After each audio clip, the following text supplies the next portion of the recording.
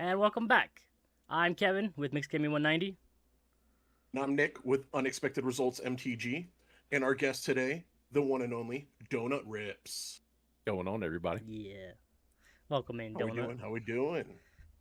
We're doing fantastic. How are y'all? Wonderful as always. Thank you for joining us. Love it, love it. Oh, We'll start off with the basics here. Mhm. Donut, what is your name and where? How old are you? My name is Jared, Jared, which I have to specify every time I go somewhere, or else I'm Gary, Jerry, Jared, or any permutation of that. And I think I'm 36. I always forget. I'm pretty sure I'm 36. Born in '89, so you can do the math on that one. There you go. There you go. Right on. Another one in my generation, leaving mixed out again. yep. Yep. No, We'll just continue this pattern here. Yep. he's the baby. I am the baby.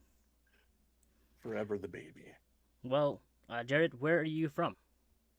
So I pretty much have lived and stayed in Northwest Louisiana my entire life. I was born in Mississippi, but that didn't last long. Went down south Louisiana, and then been up here since school, since I started school to up to now. So I've been here for many, many years. Very, very nice. Definitely got that southern draw in your voice. Yeah, I never could tell, but people always like, "Wow, you sound southern." I'm like, "Thank you, I appreciate it." Yeah, you definitely do. So what was it like growing up in Louisiana? Did you have Uh, siblings? What kind of activities did you do growing up? so I have a brother and sister, older brother and sister. And as far as activities go, so I know there's the whole like idea that we have like swamps and alligators and all that, and some of that is true. Like, so I live pretty close to the Red River, so we do have some of that. And I grew up just like a mile away from a lake, so there was a lot of lake stuff that we did.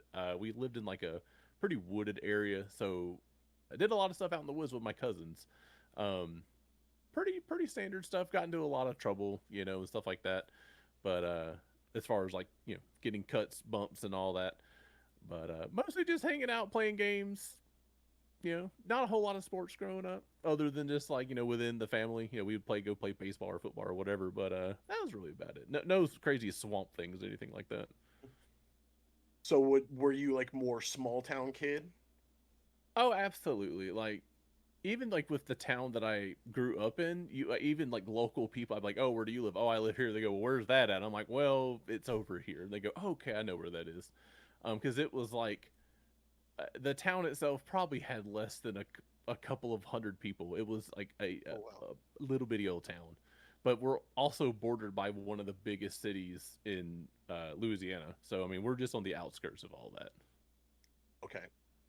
Hmm. So you were close enough to the big city, but you were Oh out in yeah. the boonies enough to be like, huh, you ain't around Oh, here. for sure, for sure. It was because I mean, getting to town was easily like a 40-minute drive there, 30 to 40 minutes. So I mean, it was not quite far away, but far enough to where it was a trip. Now I got a question. I've Sure. always wondered. You said you're originally from the Mississippi area, and you said Northwest Louisiana, right? Yes, Have you ever been noodling? I know what it is, and I have not. I have You not Oh, been doodling. It what? looks fun, but so this is gonna sound bad. I I have gone fishing and done that, but it was never really for me. yeah. But the idea of sticking my arm into some sort of unknown hole and praying for a fish to come and swallow my arm just doesn't really appeal to me. So that was never a thing for me. I don't think I would ever do Oh, that either. I mean, and plus we have too many like poisonous snakes out here. Like we have water yep. moccasins really bad on the lake, so that's always kind of a danger. I mean, probably on average you would see one every time you go out onto the lake. So it was a lot of danger there. But I don't know if we had catfish that big at the lake. I mean, the river probably, but not so much in the local area. It's a rabbit hole that I go down every once in a while is noodling videos, and it always Hmm. looks so cool. And I think Oh, once you get absolutely. into the moment, like a lot of these people who do noodling for the first time, they're like just like beyond freaked out. And I think it looks cool, but I think it's Hmm. what you said. Once you're putting your hand down into unknown hole underwater, that's where it gets like, yeah, I don't know if I want to do this. I mean, it's like skydiving. Yeah, it sounds great until you're up thousands of feet in Mhm. the air, looking down, going, "Oh, I hope this parachute doesn't fail." It's a whole different ball game when it's you. Right on, right on. So Well, it's noodling. Noodling isn't an everyday activity. Oh no, Got it. well, definitely if you're not. not noodling, what do you do outside of content then? So outside of content, go to the gym when I can. I like board games. Obviously, Magic the Gathering, even though it's not a board game, but in that kind of same group. My dad's into woodworking, so on occasion I'll go do that. Like I've helped build a table that's in my kitchen currently and stuff like that. I also make perlers. If you are familiar with perlers, I have a few here, like Simon from Castlevania 2, old Shovel Knight, if y'all have ever played that, and then probably my favorite is from Fire Emblem Hector. I have him. There we go, get the camera. So that's kind of a thing I've always been doing, but I'll do it in bursts where I'll make a whole bunch and then like give them away and then just never do them again for years. And mostly that, like that, video games, and there's a thing that I do like every month. It's every second Tuesday called Puzzled Pint. That's kind of it's a thing that's done across the entire U.S. at the same time, where you go to. Usually, it's done like at a brewery of some type, and it's a free event where you basically are given a puzzle packet, and they're all logic-based puzzles. It's kind of hard to explain without showing an example, and I don't have any on me. But it's a thing that I do with a group of friends. It's something super fun, and I've done a few videos on it. Like, hey, I'm on my way to Puzzled Pint. Y'all should Yeah. check it out. So y'all can go to their website. I don't know what it is off the top of my head, and I apologize. But again, it's Puzzled Pint. They actually have a tracker to let you know if it's in your area. It's just a super fun event. I highly support people going to do it, and it's a good time. So is it a race to see who finishes the puzzle first? Or So the race part's kind of self-imposed. Like, so with the group that I go, my two friends and I will go there, and we know of like two other groups that play, and we're actively watching them. Like, are they done yet? What puzzle are they on? And so it's a kind of a friendly competition amongst the groups, but it's not a direct competition or by any means. okay. Sounds fun. Speaking of kind of maybe things that you do a little outside of the norm, Mhm. a lot of people on this platform are Commander players. You don't just play Commander, you play other formats. Yes. What other MTG formats do you play? The one I play the most often is Standard. What's weird because I've only started playing Magic since like June of last year, and to me, other than just the name being a little obvious, I thought that was the standard way people played. Because I grew up playing Pokemon, I was like, all right, 60 card format, blah blah blah, and so that's what I kind of got started doing. And then I found out everyone plays Commander. I was like, oh, that's the more casual format. And but I play Standard. I do not play Modern. I play Commander. I do what's called Dual Commander, Duel Commander, which is a lot of fun. It's you build a commander deck that's meant to be 1v1. And I think you still only have 20 life in the format, and the ban list is very different. Like Soul Ring is banned. It's interesting because you build decks a little bit differently than you would with a standard commander deck. I've only played a few matches of that. We're trying to get it built up at the LGS to get more people. And then the last format that I play is Jumpstart, which is probably my favorite. Really? Tell me a little bit about Jumpstart. Yeah. Jumpstart is both the best way to teach someone how to play, and it's definitely the most casual. Like because you have like Jumpstart packs, like they had the Foundation ones. Lord of the Rings has them. They're hard to get now. Avatar had Jumpstart, and we're gonna have Jumpstart coming with Marvel, and it's basically a 20 card deck that you shuffle with another 20 card deck of a different color typically, and then that's your deck. It's low powered, but there's still high moments. And I even play with 4 players with that, pretty much how you would play Commander. We just bump the life total up a little bit, and it goes pretty well. The reason why I like it so much because it's slower. I like slow games. I don't like, hey, let's win by turn 3 games.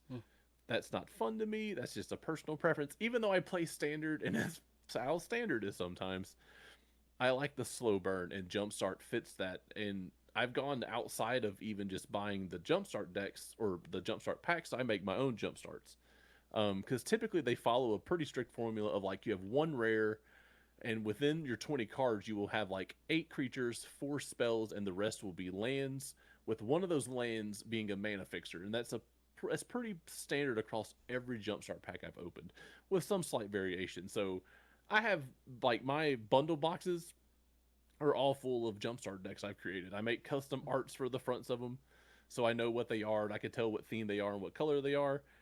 I love Jumpstart. I wish more people played it. I have my own cube essentially for it. It is super fun and super awesome to teach new players because it's slower and there's not a lot of high powered cards that, like in Commander, if you show someone Dragon in Commander, they're gonna see all the pips up top and go, oh, at least that's how I would perceive it. And so I like it for its casual, slower pace. I would highly recommend maybe you doing a video series on jump starts. I've Look, debated it. I've out of everybody that I've ever talked to about the product, there's only one person that I know who's used it for its intended purpose, and that was a previous guest, Demetrius Gunn, using it to teach his son how to play.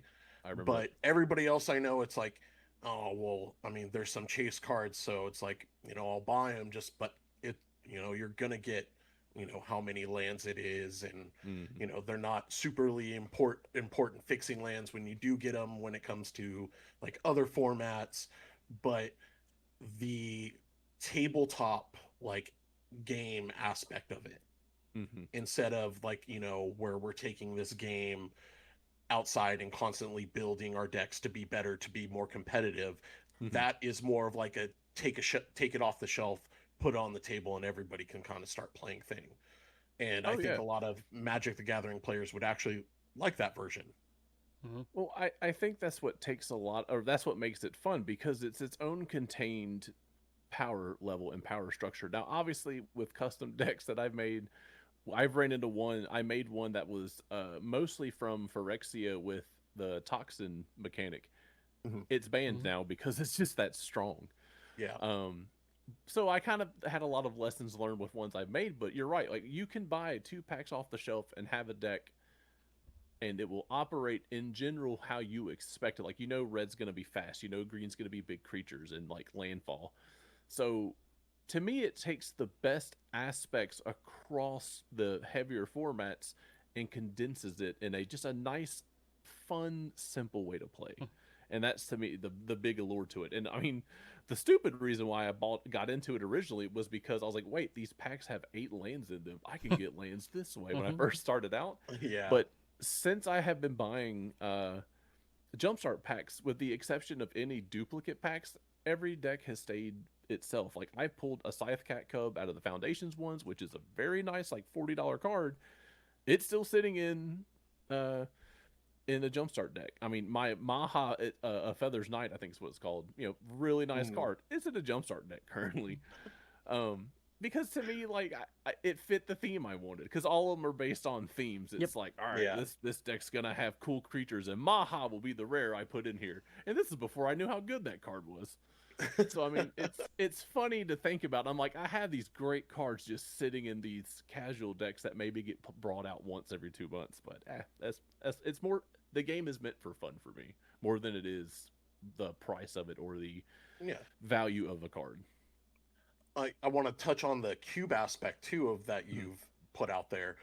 When I first got back into playing Magic and I was going to like pre-releases, back when pre-releases were at midnight, right? We would literally leave the midnight pre-release, or well, we would be at the store playing like Commander or whatever, and then we'd get kicked out for an hour or 2, and we'd go to Denny's and we would play Cube at Denny's and go back and play the pre-release, and then go back to Denny's, play Cube, and go back for the next one. They were very intense weekends of Magic, and I miss them dearly. But I love Cube, and I've attempted to build my own Cube several times, and power level has always been an issue for me. Oh, and for sure. I definitely favor certain colors when it comes to just collecting cards and just my personal preference. And then I see, just because I play with those cards more often, like, better synergies, and I start building and I'm like, oh, now this is off balance. But Jumpstart, like you said, is very well balanced, and you It don't is. have to worry about those variations, like when a color in a cube could be very strong. Mm-hmm. So I like the even playing field of that. So for people Yeah. who like cube but want it to be more balanced and you're not worrying about playing power, Mm-hmm. check out Well, Jumpstart. and I think one of the better things about it that I'm still learning is you learn the fundamentals not of just playing, but of the how the colors operate. Like, I don't play any black decks at all. I'm just not good at it. But within the jumpstart decks, you see how they're designed, whether it's an aristocrat or just anything of the black variety. It teaches you the core parts of how that color operates, which I really like. And how you're mentioning how you'll favor certain colors, I do the same thing in my custom decks, which is unfortunate because typically the white, red, and green decks are pretty tuned. And then someone picks up one of the black decks and they're like, "Well, this deck's terrible." I'm like, "Well, I don't know how to play black. I'm sorry. Like, I don't know how to do this." So,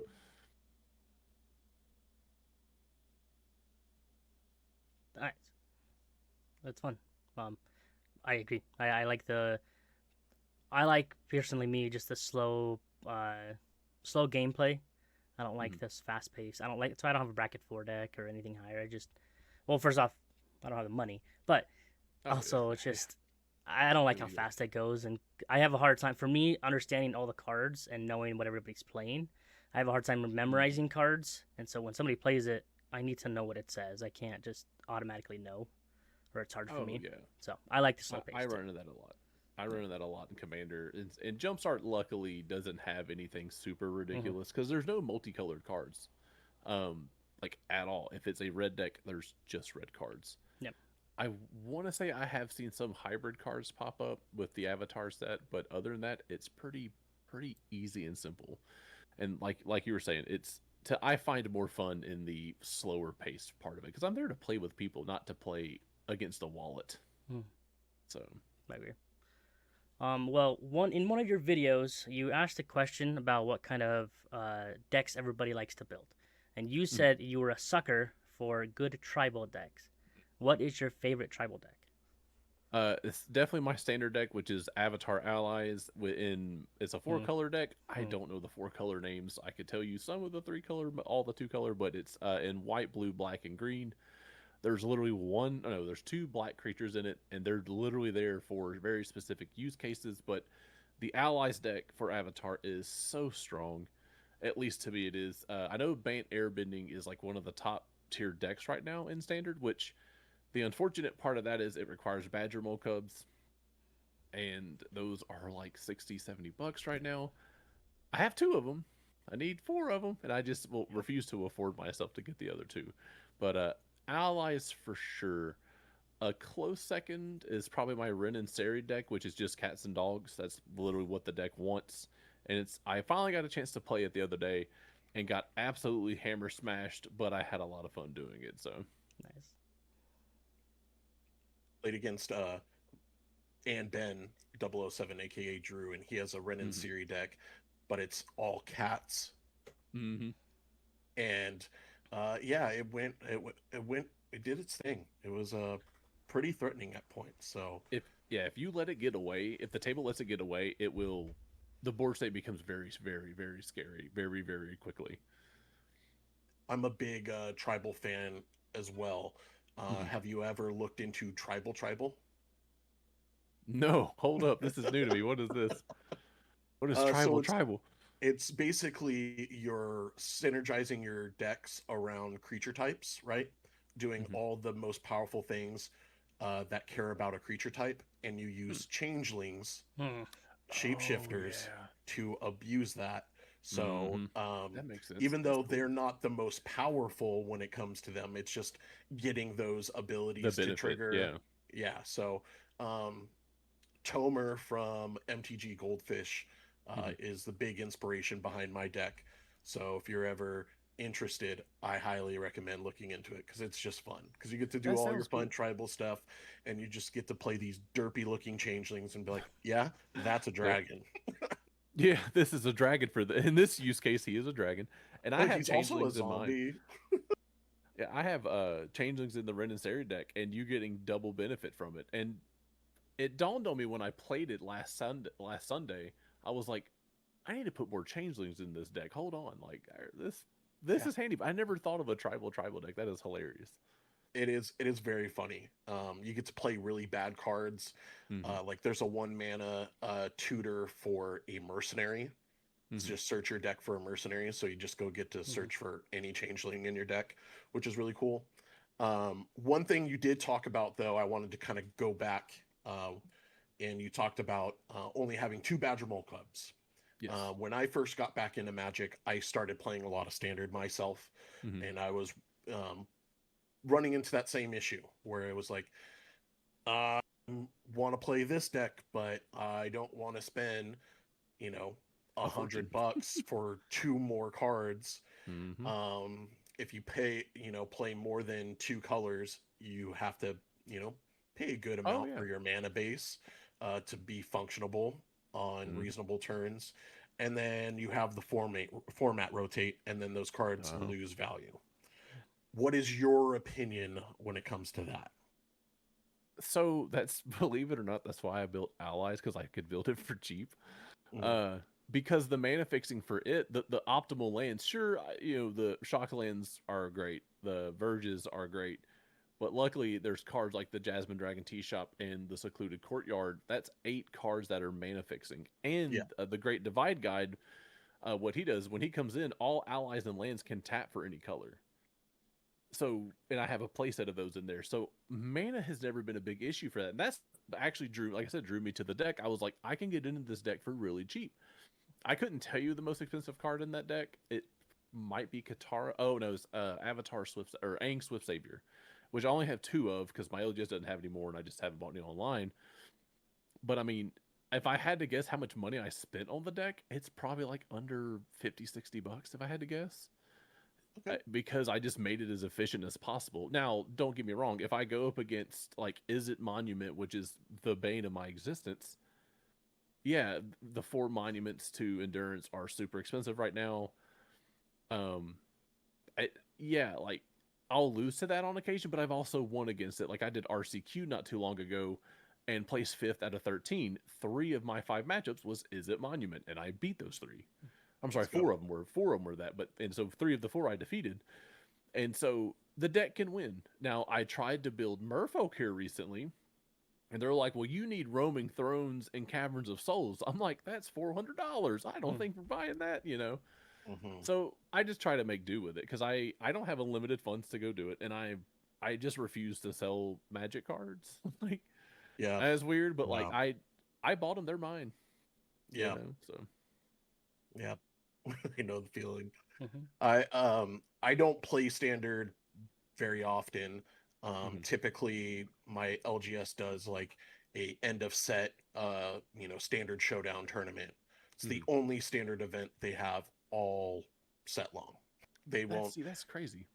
We just don't have a player base in Yeah. my I town. get that. Well, my game store is a comic store Hmm. first, so it's I comics got you. first. They don't have a big play area. He doesn't make a whole lot of money off of TCGs, so he's just not invested in trying to, you know, procure a player base. But Oh, it's anyways, understandable. I will throw together a last minute standard deck just to go Hmm. play in it because it's usually just free uh, Hmm. promos at that point. Um, but I always run into that problem where somebody is running like your typical uh top tier deck, right? Yep. Hmm. And I go 0-3. Oh yeah, And it's just like I felt like it was kind of a waste of time, Hmm. but yeah. luckily I had free promos.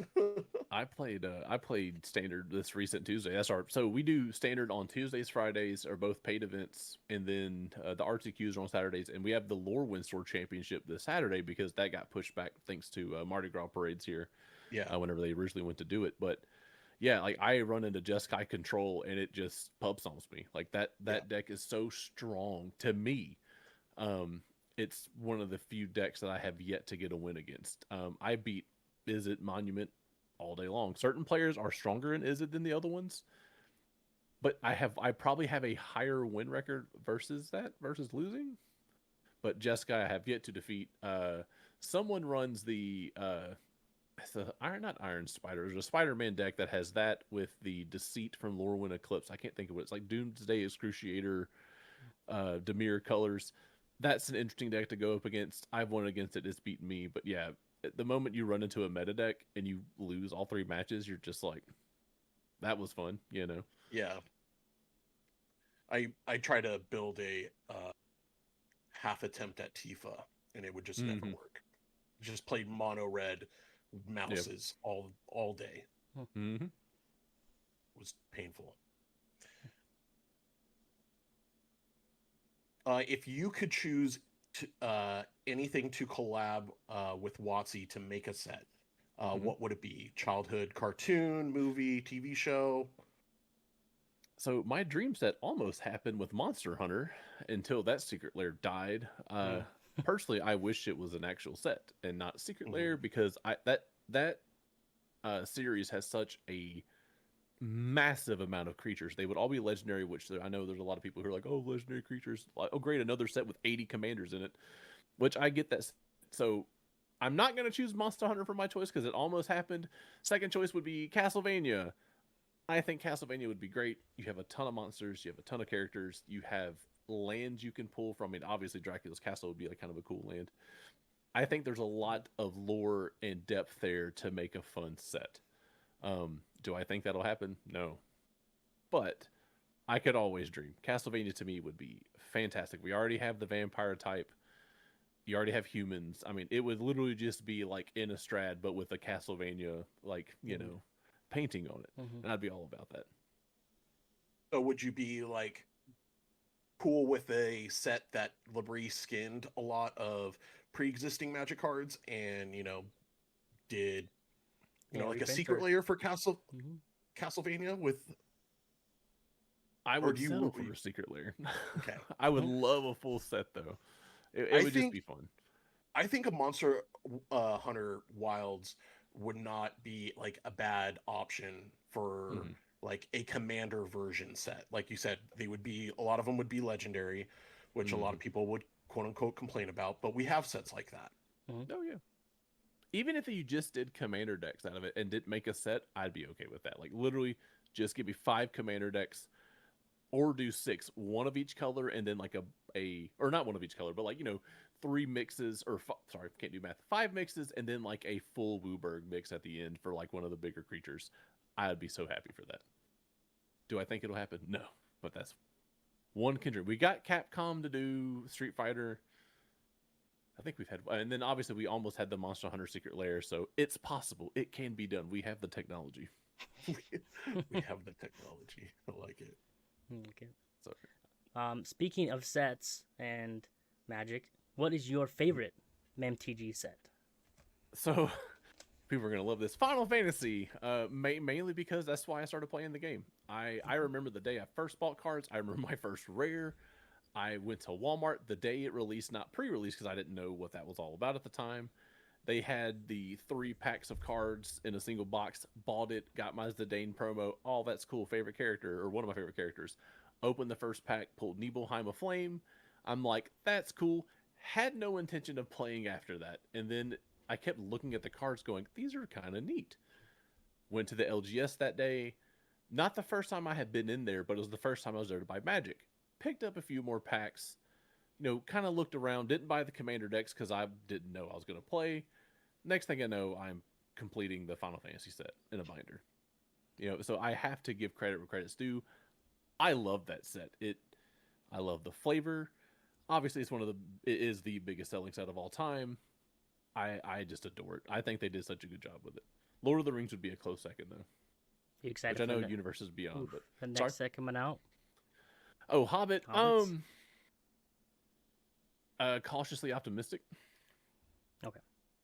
I'm anticipating another half set-ish, like how Spider-Man was. I felt that same way about TMNT, and I was pleasantly surprised. So I'm kind of hoping the same thing happens. Smart. I just feel like I haven't had time to play with it.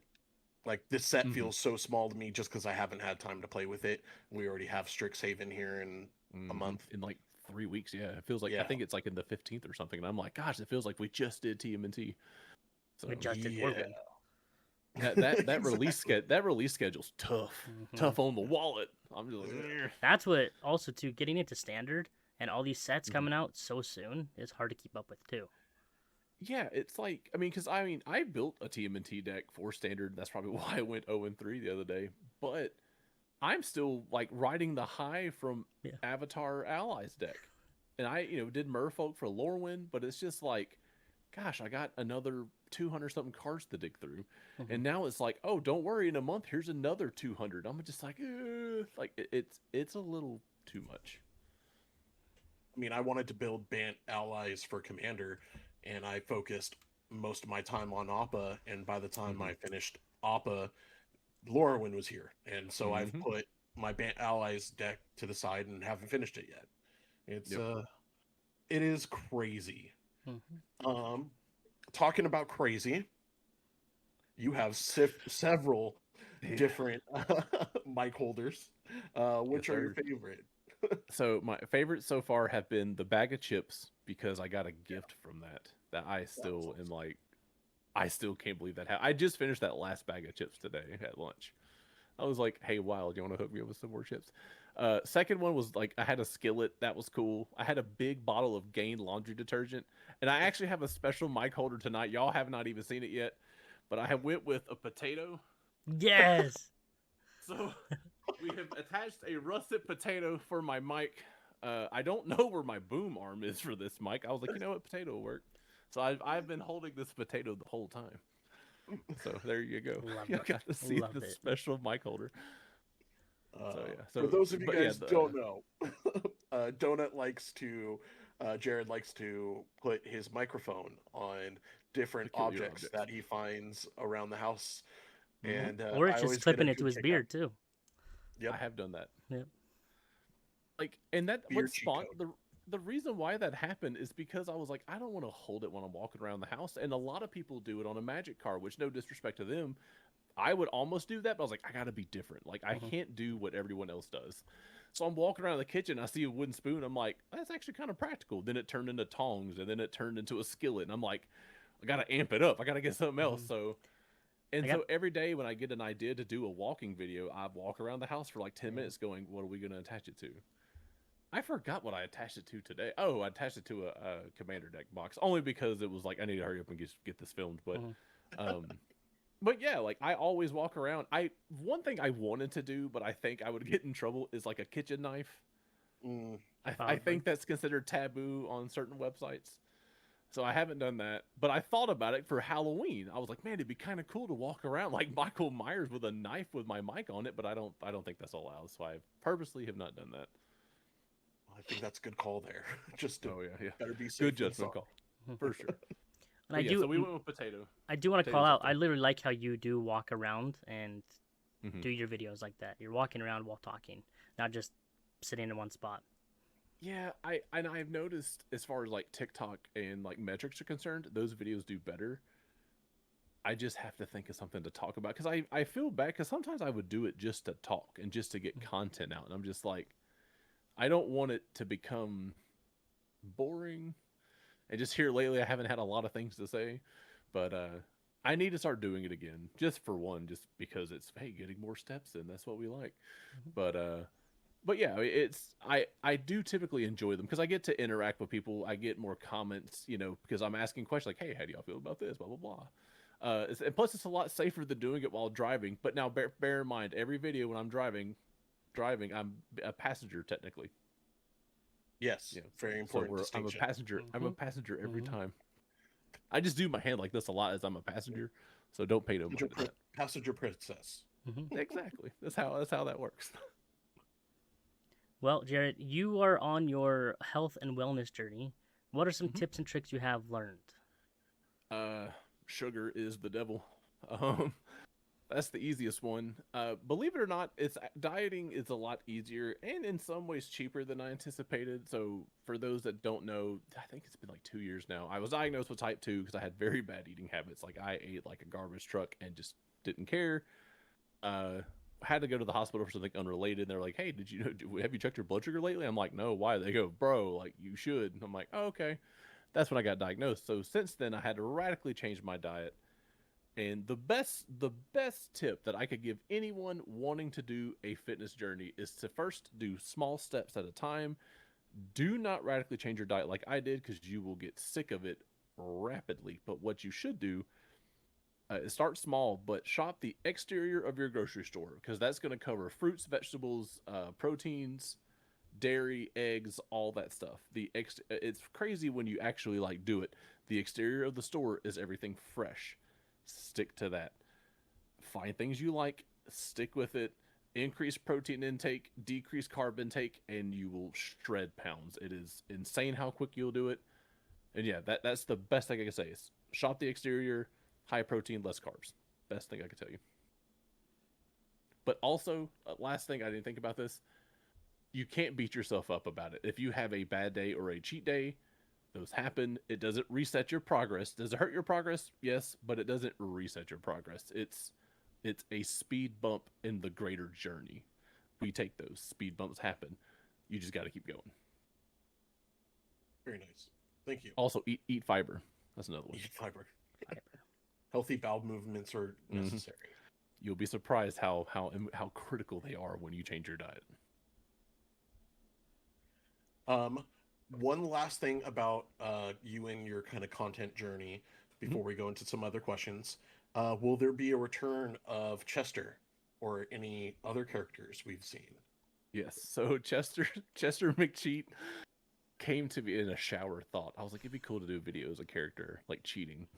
And so that's where most of my ideas come from, is either driving and just, thinking, or in the shower. And I'm like, this is a great idea. Then I'll like start working on it, open up my phone, open up the notes app, fill it up with stuff like, all right, this, and then go do it. The Halloween special was like that. The Chester, the Thirst Wars, which I want to bring back so bad. That was inspired from Oko's very salacious card arts from Lorwyn Eclipsed. I love them so much. They're very thirsty for all the people out there. And I loved it. I loved Oko so much. So yeah, that's what spawned that. Plus, I am a big fan of vampires, and Sword Markov's my boy, so I was all for it. So I do want to do Thirst Wars again. I need to get 2 more characters to mix up. It won't always be male versus male. It will be a mix of things. And then I considered doing something fun like old stick fingers against Doran, Besiegers of Time, or whatever Lorwyn card. I want to make it fun. I just haven't had that spark yet. Same with Chester. I've kind of been in a creative rut here lately. I'm hoping that'll turn around, but when it comes to me, it will happen. Chester, though, will absolutely make a return. I have the beanie sitting on the kitchen table ready to go. That is the character, and that's one of my favorite videos I think I've ever done was Chester McCheat. I laughed so hard after making it. And so yeah, he's coming back. It's one of my favorite thing that content creators do is when they develop these other personalities and people and kind of run with it. I really love when you kind of do like your infomercial kind of style videos too as well. I think they hit very, very well, hit my funny bone and my interest. So I like to see them. So keep up. I know the creative rut is real. We're all in a bit of a one, I feel like. But keep up with it, man. I love that content. I appreciate it so much. And like that's like the cheese one. The cheese one still cracks me up. And it's just, again, I'll have these stupid ideas. And then the worst part is I'll have them and go, that's not a good idea. But then I'll go ask a friend, like, do you think this will be funny? And these are people who don't play Magic. And so it's kind of hard, like, they won't understand, like, some of the layers of the jokes and, like, they won't appreciate it. But they'll go, oh, that's pretty funny. And I'm like, okay, like, maybe this is something, and then I'll work it out. Because I've had, like, 2 or 3 videos I shelved that I just can't bring myself to do, or I couldn't conceptualize it and actually do it, to where Chester came and it was like, I know exactly what I'm going to do here. And a lot of it was inspired by LGS moments, not necessarily the eating beans and eggs and farting on people, but smells in general. Not trying to shame anyone, but there is a stigma attached to LGSs and people smelling bad, and sometimes it happens. And it can be a distraction. I have walked by people on pre-releases, and I'm like, okay, BO's in the room. I'm tasting it. Like, let's please not do that, people. Tasting it. But that's where like the inspiration for that video came from. And with the guy, I've seen people drop cards and then magically they're playing good. I'm like, come on, man! Like, are you serious? Mm. So just stuff like that, and it makes me. That's where a lot of the inspiration comes from, is things that I've experienced. So I just need to go out there and experience more, I guess, to get inspired. Gotcha. Question about the cheating thing, and I want all of us to try it. Mhm. You unexpected too. I'll go first. But what is a moment that you had when you saw somebody cheat? One time I was playing Commander, and we picked up a rando at the LGS, and he seemed cool. But then while it wasn't his turn. He looked at the top card of his library, did not like it, so then he put it on the bottom. Like he put it on his playmat, and then moved his entire deck on top of it. Bold strategy, Cotton. Yeah, Very was, bold. See if it pays off. Yeah, and so we Dude, kept that's playing with him, crazy. but it was one of those moments like we don't now we're really don't really trust randos anymore. Mhm.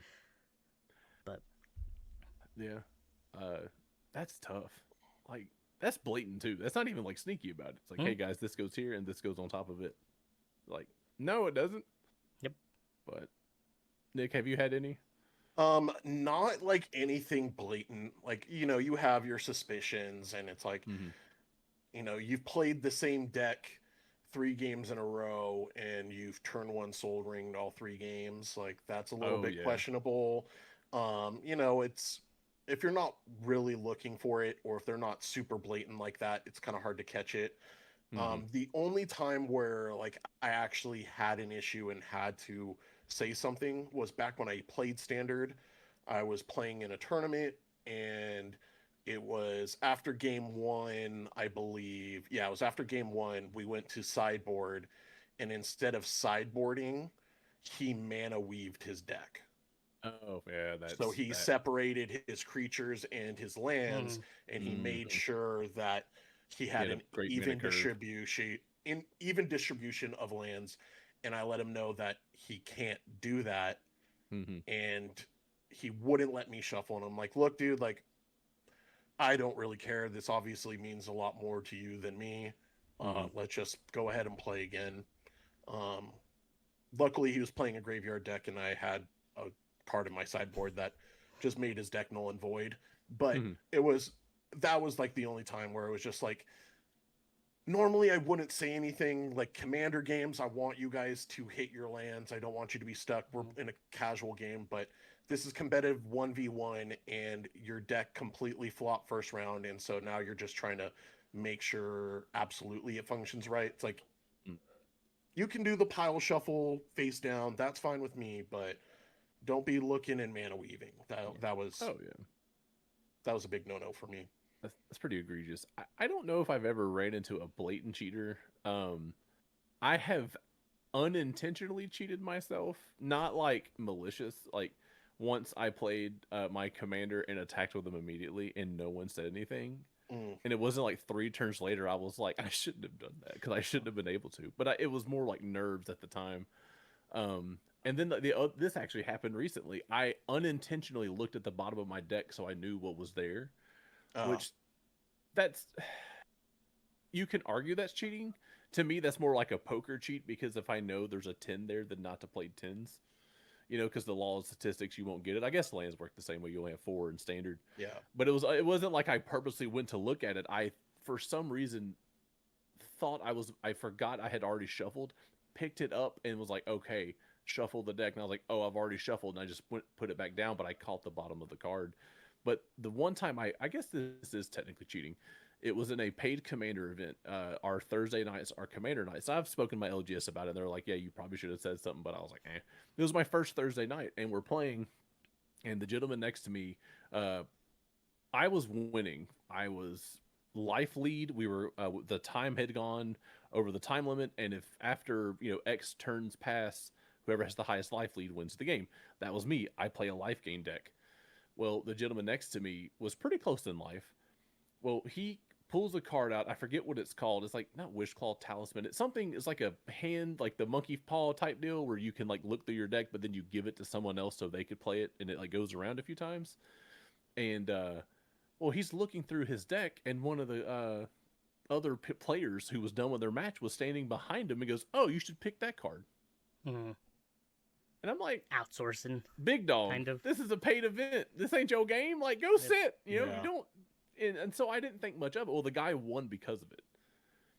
And that was a bitter pill to swallow. I was like, I was probably visibly mad, like in the face. I was pretty upset. I tried to be a good sport. I didn't say anything to anybody. But a few days later, I was like, I have a question. I was talking to one of the guys at the shop, one of the workers. He goes, "Oh, you absolutely should have called the judge." I'm like, I didn't know any better. It was my Yeah. first Thursday night, like one of the first Commander games I ever played. But I was like, that's kind of scummy that another player essentially intervened and played for him and let him win because of it. Yep. Yeah, That's cheating, hard too, because it most was commander frustrating. games you do help each other out sometimes, but in Mhm. a tournament though, Oh yeah. it's very Well, it's very especially if competitive. it's like the last turn. Hmm. I mean, he I mean- had the last turn, and I was going to win outside of that.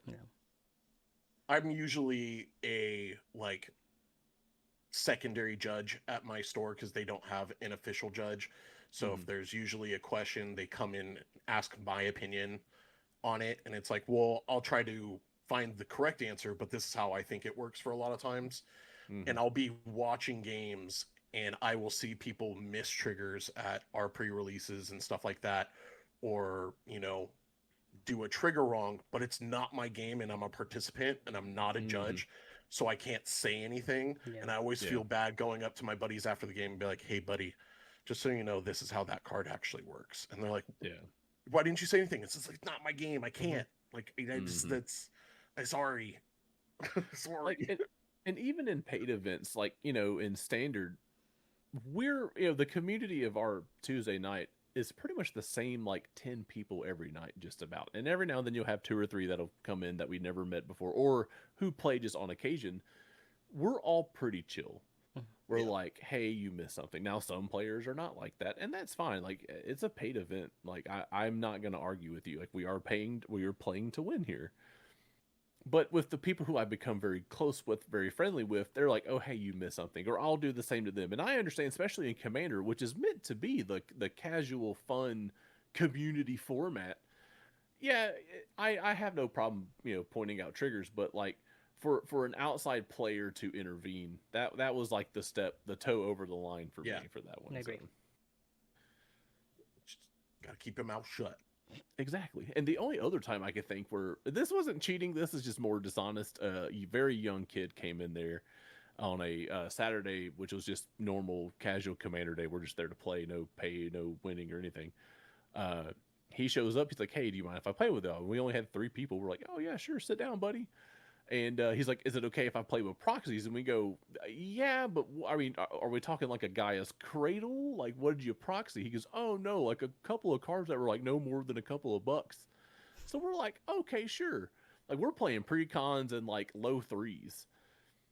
Buddy sits down and shows us his commander and it's Yuriko, and we're all kind of like looking at each other like, "Y'all ready, boys? Strap in." And sure enough, dude won in like turn 3.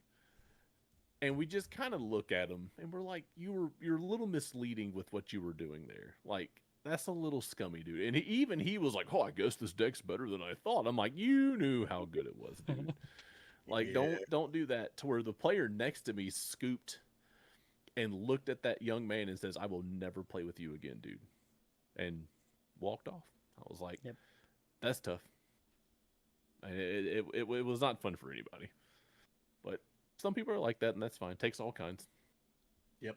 And Yep. that's why you have the Rule Zero in place, Mhm. and people who abuse Rule Zero, I mean, that's ridiculous. That's Oh yeah. not the format we chose to play. Well, speaking of getting out of Magic, and you talked about things you do outside of content, talked about video Mhm. games. What sparked Yes, your sir. passion for gaming and all things nerdy?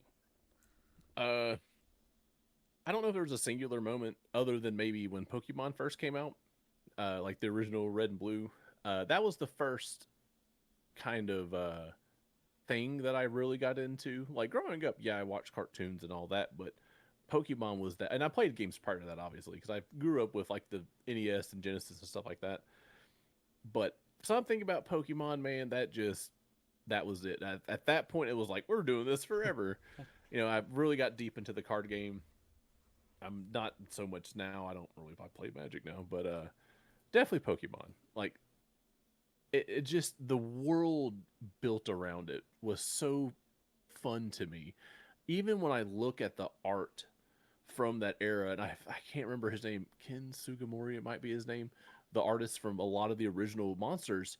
I see that, and just a wave of nostalgia will wash over me, and I'm like, I wish I could go back to that simpler time, because man, it was just I remember being at such peace and happiness, like that's such a good, strong core memory for me, because my cousins got into it, friends got into it. It was a phenomenon. I mean, it took the U.S. by storm, and man, that was the probably the big first super big nerd moment for me, and it's stuck ever since.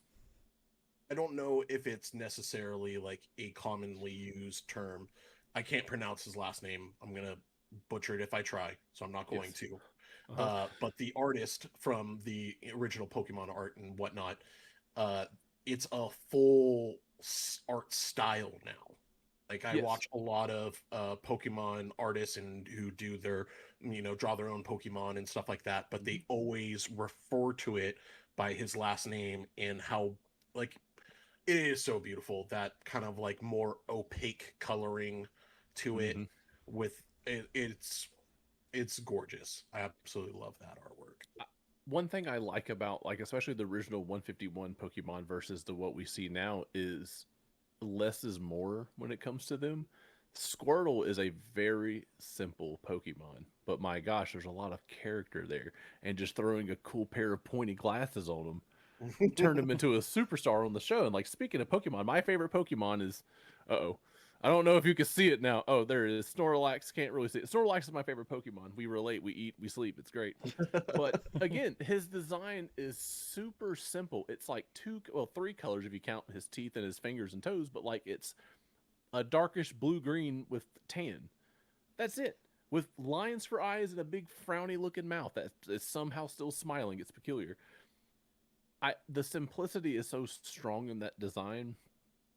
It That's why I don't like the current stuff. Yeah, It feels very just like gaudy almost.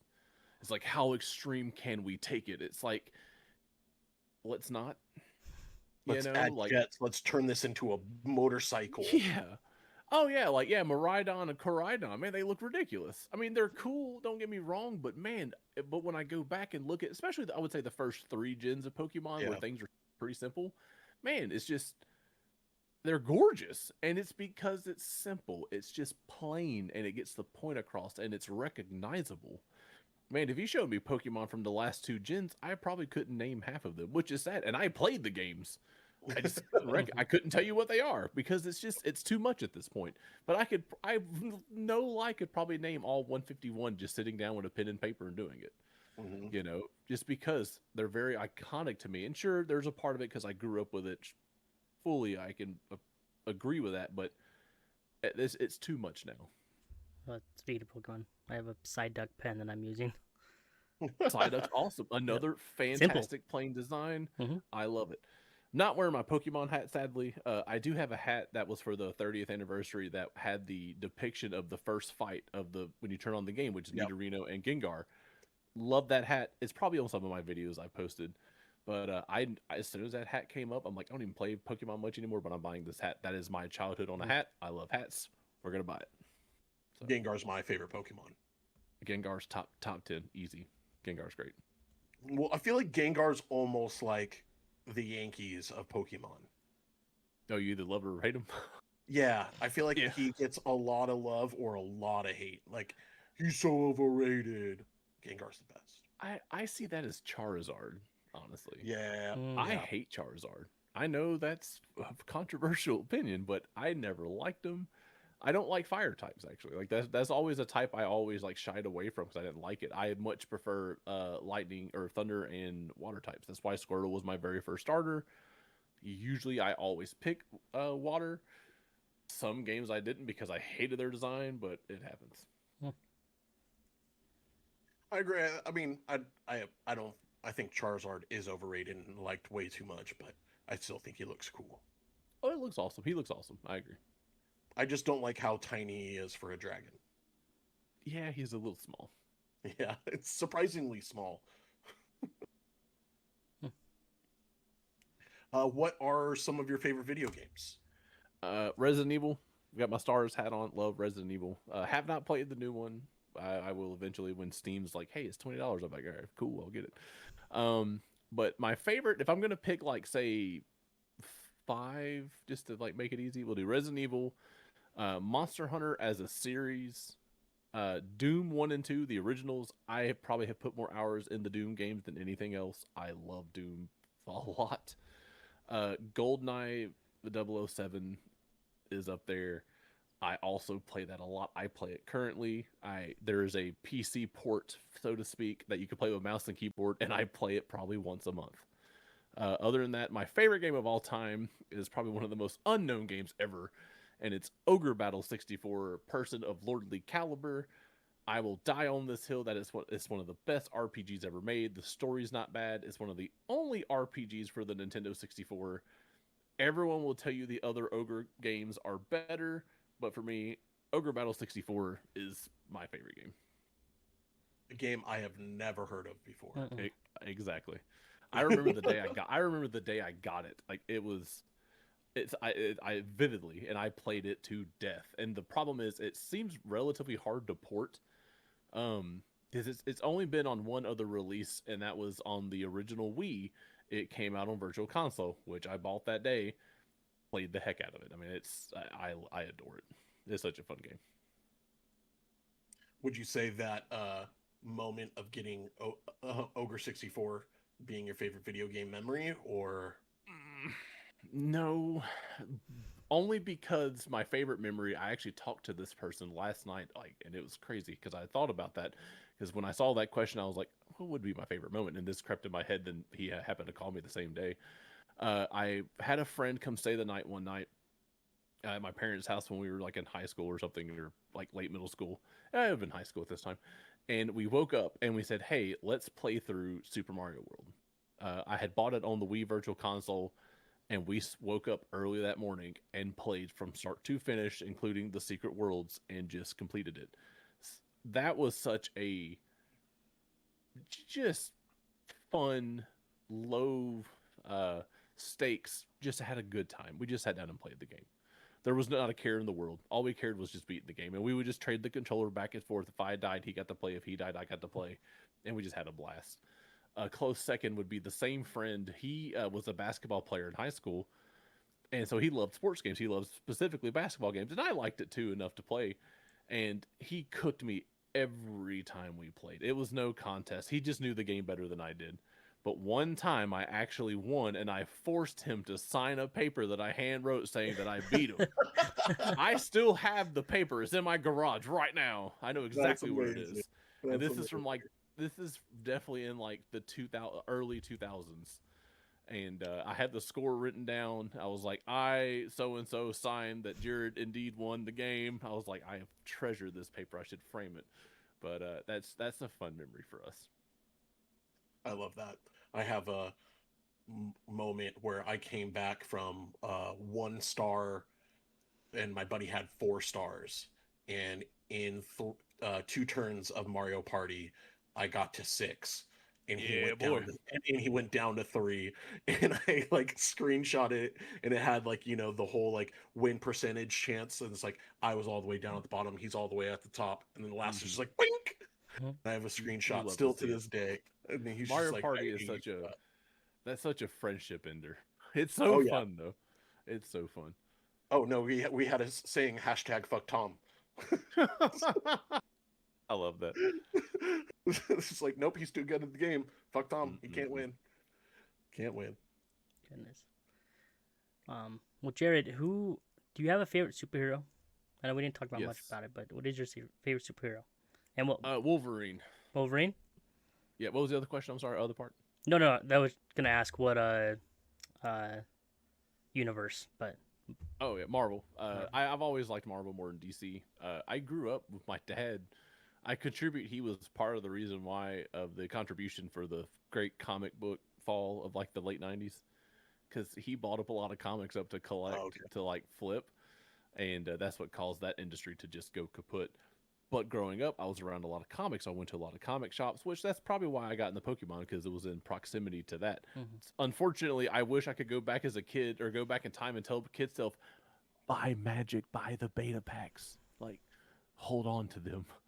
You'll thank me in the late 2020s. But unfortunately, it's not how that worked out. But Wolverine was always my favorite. I love the X-Men. I've recently watched the animated series from start to finish, and then watched the X-Men '97. Um, yeah, Wolverine's always been my favorite. I'm aware that he has a card, the best there is card. It was at my LGS recently. I forgot about it, and it has recently got sold, and so I was sad. I will eventually own that card. I will probably never play it, even though it's a great card from what I understand in Gruul. But Mm-hmm. Wolverine has always been like the coolest character to me. Like just the tenacity, the unbridled rage. Super awesome. Like I love that character to death. And he's been treated very well across a lot of Marvel properties. Mhm. So I'm eating good being a Wolverine fan. Oh yeah. I mean, I'm Hugh eating Jackman real also bad is over just here. cool. Ugh, Hmm? Hugh Jackman's amazing. He is. I'm eating real bad over here. I'm a Gambit guy. See, okay, Gambit is a close second. I love Gambit, and how he was treated in X-Men '97 is heartbreaking. I'm not going to spoil it for anybody, but I'm not happy. Um, Gambit's Oh, awesome. I interesting. love I'm Gambit. really happy. Okay, to not do spoilers, how Yeah. it happened was cool. Yes. I'm not happy with the result of what happened. Well, do you know why the result have happened? What happens in Wait, the is there a season 2 of '97? No, no, no, no, but Okay. it's like there there's a reason because he becomes something else. Do you know what he becomes? Oh, are we talking about? Well, hang on. Let me DM you real quick. I really don't want to ruin it for I somebody. don't would want to feel so ruin it bad. either. But yeah, Hang on. he Let me. I'll here. It's gonna be one word. Is it this? yes. Okay. Yeah. No, that's awesome. When that Yeah. happens, oh my gosh, I will be standing up from my chair, going, yeah! Like, I will be Yes. all for it. See, 100%. that's where I think we're going, and that's what Oh, I've that's heard. true. Because I remember who Gambit is dies, revealed at the everybody. very end. Hey, Oh my whoa! god. Spoilers. Wait, how long has the show been out? If it's been at least Several 3 years. It's Hang I on. think it's like 2 or 3 years at least. Because it Yeah, I has, think you can give to people me, a break on the hints. 2024. It's been 2 years. If y'all were fans, y'all would have seen it by Mhm. then. Yeah, I know a lot of That's people what I'll still say. don't know it exists. So That's true. no, I love it. They finally gave Gambit a spotlight instead of Yes. the original animated series. He was kind of like a character who always came in The and butt of the out. jokes. Yeah, and Mhm. he was huge main star in '97, and I loved every bit of it. So I will say the scene with Rogue shortly after that with her and Nightcrawler, I cried like a baby. yup. Because for one, I learned the story of the voice actress for Rogue is the original voice actress, as well Mhm. as what she drew upon to show the grief, because she had a death within her family that affected her really bad, and she's like, I thought about that, and that's what made the scene happen, and I'm just like, that is so touching, and like I feel so bad for her, but man, that was such a powerful scene for me. Um, that show was so well done. Like I was so trepidatious when they were like X-Men '97. I'm like, this is gonna be so bad. And then I watched it. I was like, thank y'all for doing this correctly. So I am all for it. If you could live in one game or movie universe, which one and why?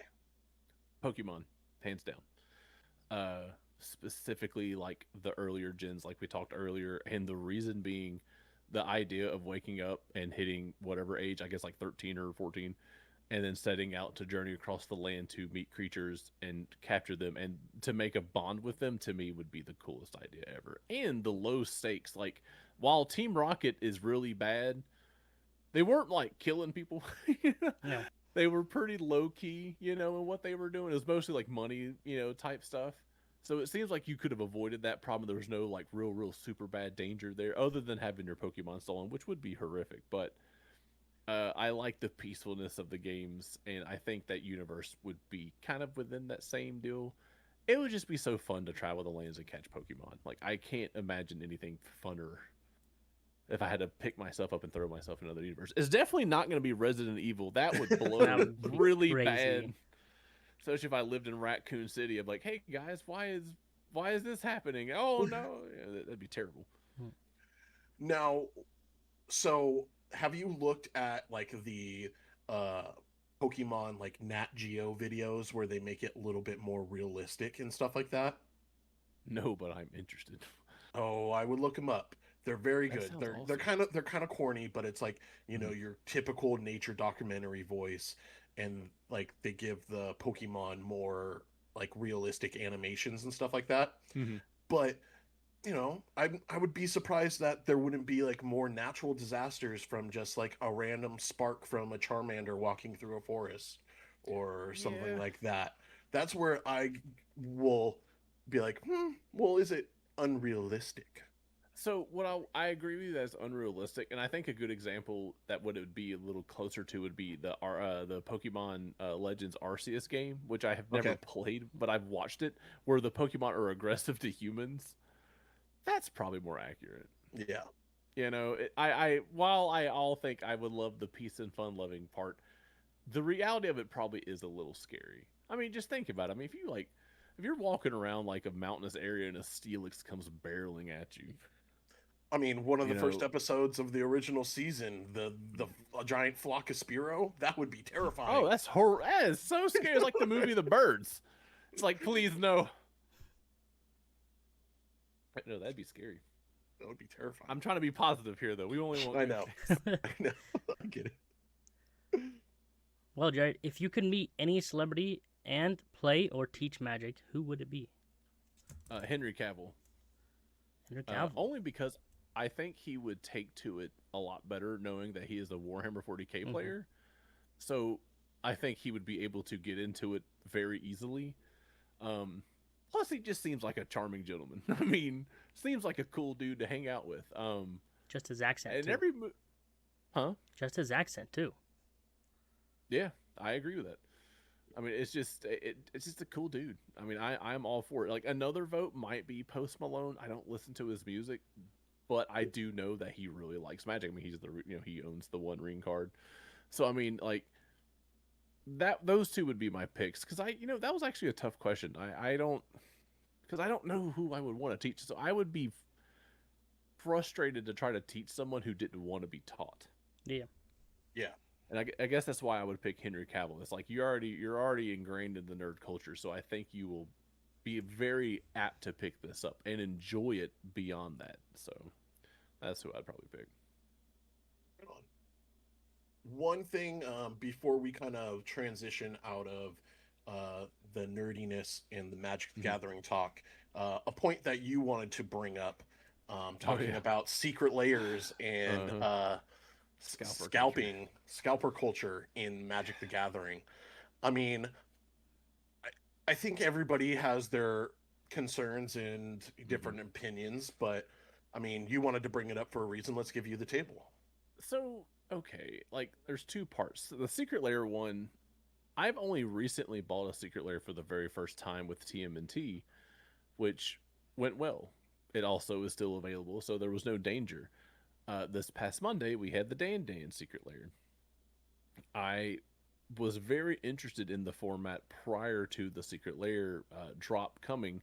And I knew about the announcement like a long time ago, but then I'm like, I'm going to try to get this. And I was successful. I was very fortunate that I was able to get in the queue.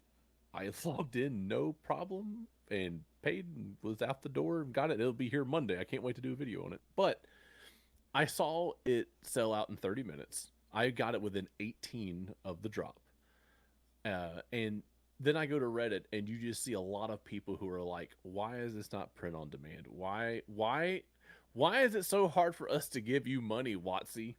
Which is crazy to think about, which I know they had the whole deal with the Magic 30th anniversary cards like put in the landfill or something like that.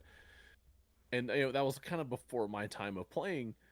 But it got me thinking, I'm like, why would you not have a pre-order system for this? Like, especially something as this desirable. Instead, you want to treat it like this super ultra limited premium product, which you're creating artificial desire for it. Or not artificial desire, but like artificial scarcity. But I feel the same way about with Pokemon cards. Like I work or where I park at for work, I am literally across the street from a Walmart, and on occasion I will go there before work or at lunch, and I will see people in line while it's being stocked up with carts, and I'm just like, Mhm. are y'all playing or are y'all just here to flip it? Because the Dan decks they went for $100. You can go on eBay right now and get them for 200, and they're not even in people's hands yet for the most part, Hmm. and it sucks.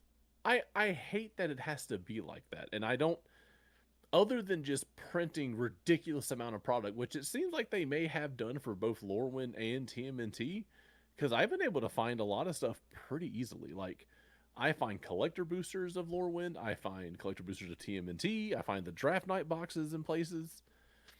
So it's like it seems like they're kind of fixing it, but it's just like it's sad. It upsets me, and unfortunately, that kind of like trickles down to the LGSs because they have to kind of price things, or well, a lot of them will price things to combat scalpers, which hurts the guys who want to come and play. Mhm. It, I, I hate that. You know, I'm not against people necessarily scalping in the sense that if that's what you want to do, you're free to do that. I just don't have a lot of respect for it. Yep.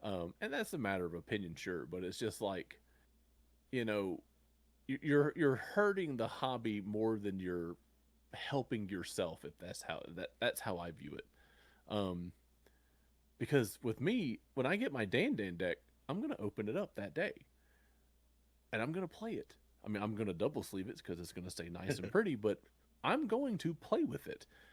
Every commander deck I've ever bought, except one, I have opened and played with, and the one I have not opened was the game edition of Final Fantasy because I view that as a collector item that I'm going to keep. I have no intentions of flipping it. Yep. I have a handful of unopened commander decks in my closet right now. Do I want to flip them? No, they're for giveaways in the future. Speaking of which, if y'all get me to 1,000 followers, people, if you don't know who I am, I will be giving a deck away to 1,000 followers. Maybe sooner, we'll find out. But no, I have decks on hand for giveaways. I mean, yeah, I could sit on them and like 8 years down the line, probably make good profit on it. Yep. But what's the point? You know, like that's it takes the purity, it takes the fun out of it. Because I remember probably late 2010s going to Walmart and just seeing oodles of Pokemon cards. It was Mhm. the buyer's market. You could get anything you wanted, and I did because I was still playing at that time. Mostly just kitchen table with my cousins, but like Magic and Yu-Gi-Oh and Pokemon were plentiful. Now you were lucky to get anything. I even know when the lady restocks the Walmart, and I still can't catch it. And I'm not even there to flip. I went there one time and caught her by herself. No one was there, and I had access to everything. And don't get me wrong, that little devil pops up on your shoulder like, "Yo, you could buy that Charizard ETB and flip it for 3 times the profit." But I'm like, well, why? Yeah. You know, it takes the fun out of it. I mean, in my heart, I hope a parent bought that for their child or someone my age or younger bought it to play with. But I have a feeling that wasn't the case. Yeah. You know, and there's hundreds of videos of people going to Walmart and just taking the whole rack of all the cards, and I'm like, and I think the most egregious example is when I've seen people open packs of Pokemon cards in front of a trash can and just do their hand like this, pushing the commons into the trash can, seeing what the rare is, and going, "Oh, don't need it," in the trash. I'm like, you're a scumbag. Plain and You simple. just come back. That's my soapbox moment. Thank y'all for giving me the soapbox. No, But yeah, you're it just fine. I wish secret layers were handled better. Uh, why the artificial scarcity exists is beyond me. You could make pre-orders and then print maybe a couple of thousand beyond that and be okay. People will buy it. Um, so, you know, it's all weird. None of it makes sense to me. I mean, I guess it makes sense from a business perspective because apparently Hasbro and WotC are doing great with Magic right now. But I feel like we're in a bubble, and that bubble's getting pretty close to bursting. I mean, I think the print order should be automatic. It's just your product in value, in theory, isn't going to go up as much, Hmm. and you're not creating a high demand necessarily because everybody's going to guarantee it, Hmm. have it guaranteed if they get it. But at the same time, you're preventing a lot of people from being able to get the product that actually want it. Yeah. And then there's this secondary market where WotC sees none of that money. Well, that's what's so confusing. It's like you're not getting any unless it's your own people doing it, and we just don't Yeah. know that yet.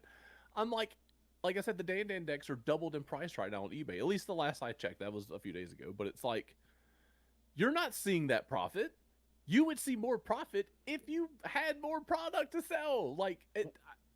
Well, I guess they're hoping that So people are weird. gonna go sell that product to then go back and buy more product. So, I can I don't see know. that, but the scalpers aren't buying the product for that reason. Yeah, I mean, it's weird. I don't know what it is. yeah, And then but then they point the finger. Oh well, Spider Man this, Spider Man that. Well, because it was a bad set. I still see Spider Man in places. I'm just like, I'm not buying that. Like even the collector boosters, I see them everywhere. Because they have the bundle and then they have the larger bundle with like the Spider-Man #1 comic on the front. I forget what it's called, the gift bundle essentially. I see that my LGS has tons of those and they don't move them because just no one wants it. Costco had a bundle. They had a bundle with I think 6 or maybe even 12 packs or something like that. They're it was selling six them for packs in the Miles promo. yeah, they're selling that for $15 now, Yep. and I'm like, that's funny. Now, I have gotten lucky with stuff like that. I don't have Costco here, but we have Sam's. They were selling the Duskmorn pre-cons with, I think, 3 packs and a promo. The promo was nothing special, but the 3 packs are pretty cool. It was like Foundations, maybe OTJ. I can't remember. I apologize. But the Endless Punishment, the Valgavoth Yeah, pre-con, you can sell that for like 80, $90 on eBay right now. I got one for $15 because it was on sale. I'm so And I, jealous. I have it. I had people looking across state lines for me and they couldn't find it. I have one. And maybe this is like the scumbag in me, but I already had one, and I bought that one literally just to take the cards and put it in other decks. That's the whole Well, purpose of it. Mhm. I'm weird this way that when I buy a precon, it stays a precon. Period. I sleeve it, it goes in a box, and it's a precon. If I like those cards enough, I'll either go buy singles or buy the precon again. I get a good land base out of it by doing that, and I have a lot of extra cards that are worth a pretty good bit. And $15 for Valgavoth, I made a lot of money on that technically. yep. I'm not going to sell it, but it's like I what I would have bought in singles were good now. So sometimes you can get lucky, and I will say this is unofficial plug for Reddit. There is a MTG sales page that I check daily because I've gotten a lot of great stuff from there. I'll pull up the subreddit. Yeah, it's r// sealed MTG deals. I go to it every day, and I've gotten a lot of great stuff. They also post when pre-orders go live. They recently had a deal for like a $200 box for Modern Horizon 3, which is really good for Modern Horizon 3. So I mean, you can get a lot of deals that way, and that's what I did. I do my best to try to make a deal on things because yeah, I don't want to spend a whole Makes lot of sense, money on it if I don't have to. So yeah,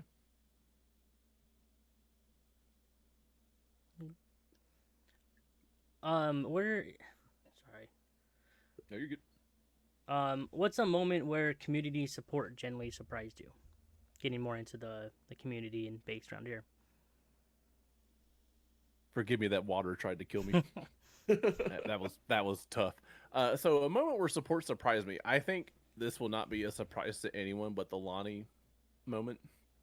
Uh, Hearts out to Lonnie. If y'all are familiar with that story, with the passing of his wife, I not that I'm surprised that people supported him. I was gobsmacked by the sheer outpour of love and appreciation for someone that I follow, and to see that warmed my heart immensely. Because when I first started my content creation journey, I wouldn't really follow people. I'd be like, well, I'm not going to follow other content creators. Why would I do that? Well, then I started doing it. Like Against the Grain was like one of the first ones. And obviously, Kevin, with you, I followed you and saw your video. I was like, man, that's me, but on another person, you know. And so you start following these people, and you start building relationships with these people in this sense of community. Domo Cardigato is another one. Mm-hmm.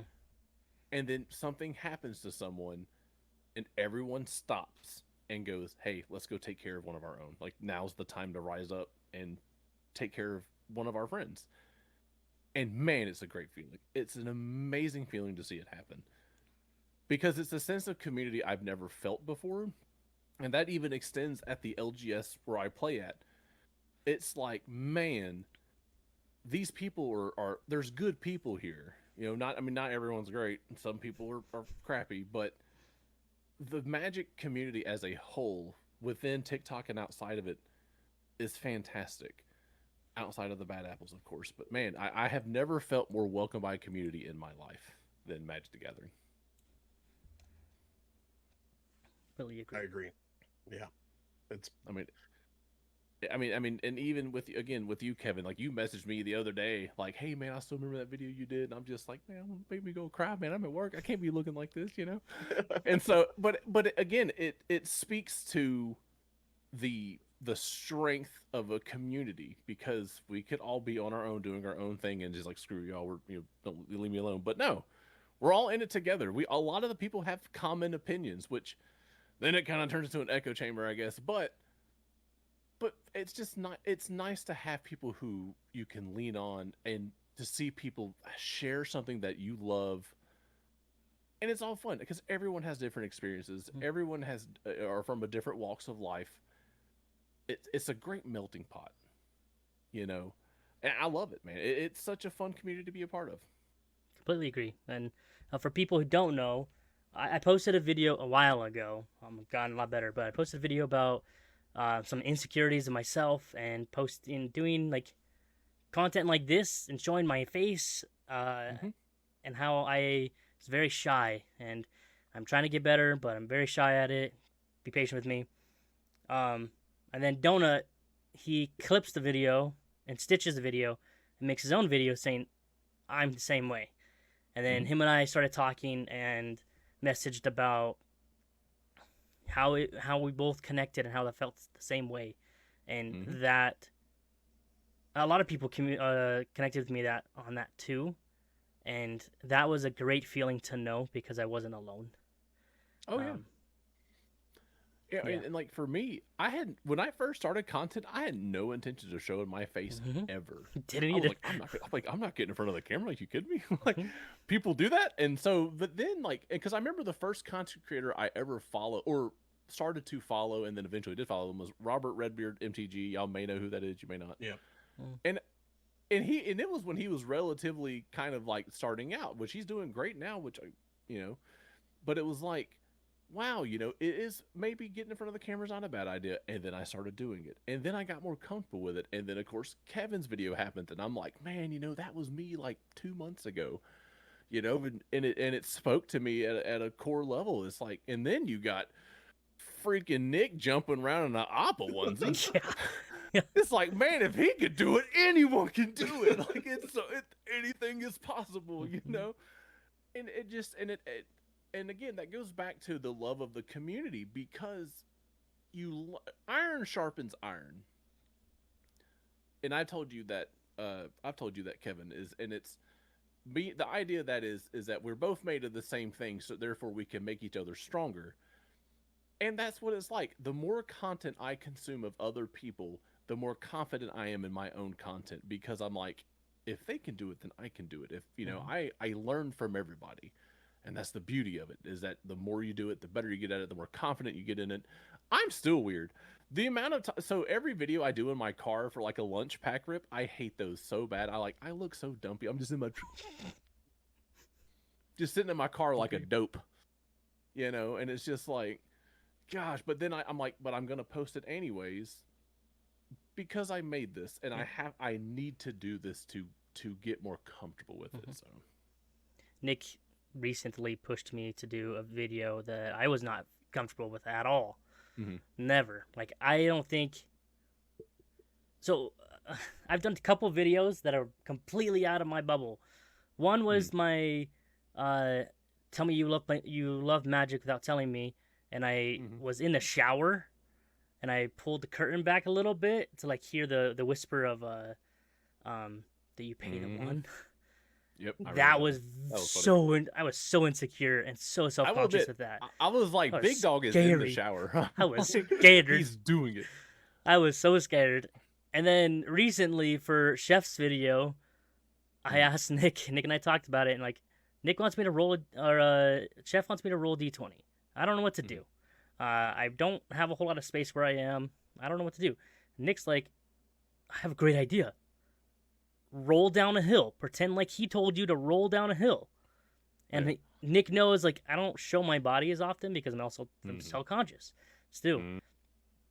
But he told me it'd be so funny if you rolled down a hill and then asked Chef to say, buddy, I meant roll a d20. And I did. I was thinking of Nick. I was thinking of his Appa suit and how he could jump around and be all hot and sweaty in that Appa suit. And be twerking in the Appa suit. Exactly. Just out there doing it all. Exactly. I loved it so much. I was like, I can go outside and go, it's warm enough, I can go roll down a hill. And dude, it took me like an hour just to make that video because I was watching, making sure nobody was there. I was so scared of people just watching a dope roll down a hill. Why is this man rolling down the hill? A grown-ass adult rolling down a hill. And then I had to do a couple takes, too. I just felt so awkward. This man keeps walking up the hill and rolling down, Mom. He needs help. I mean, you guys are talking me up like I'm super comfortable in front of the camera, which I am not whatsoever. I am just one of those guys who, if I'm going to jump in, I'm going to jump in the deep end kind of thing.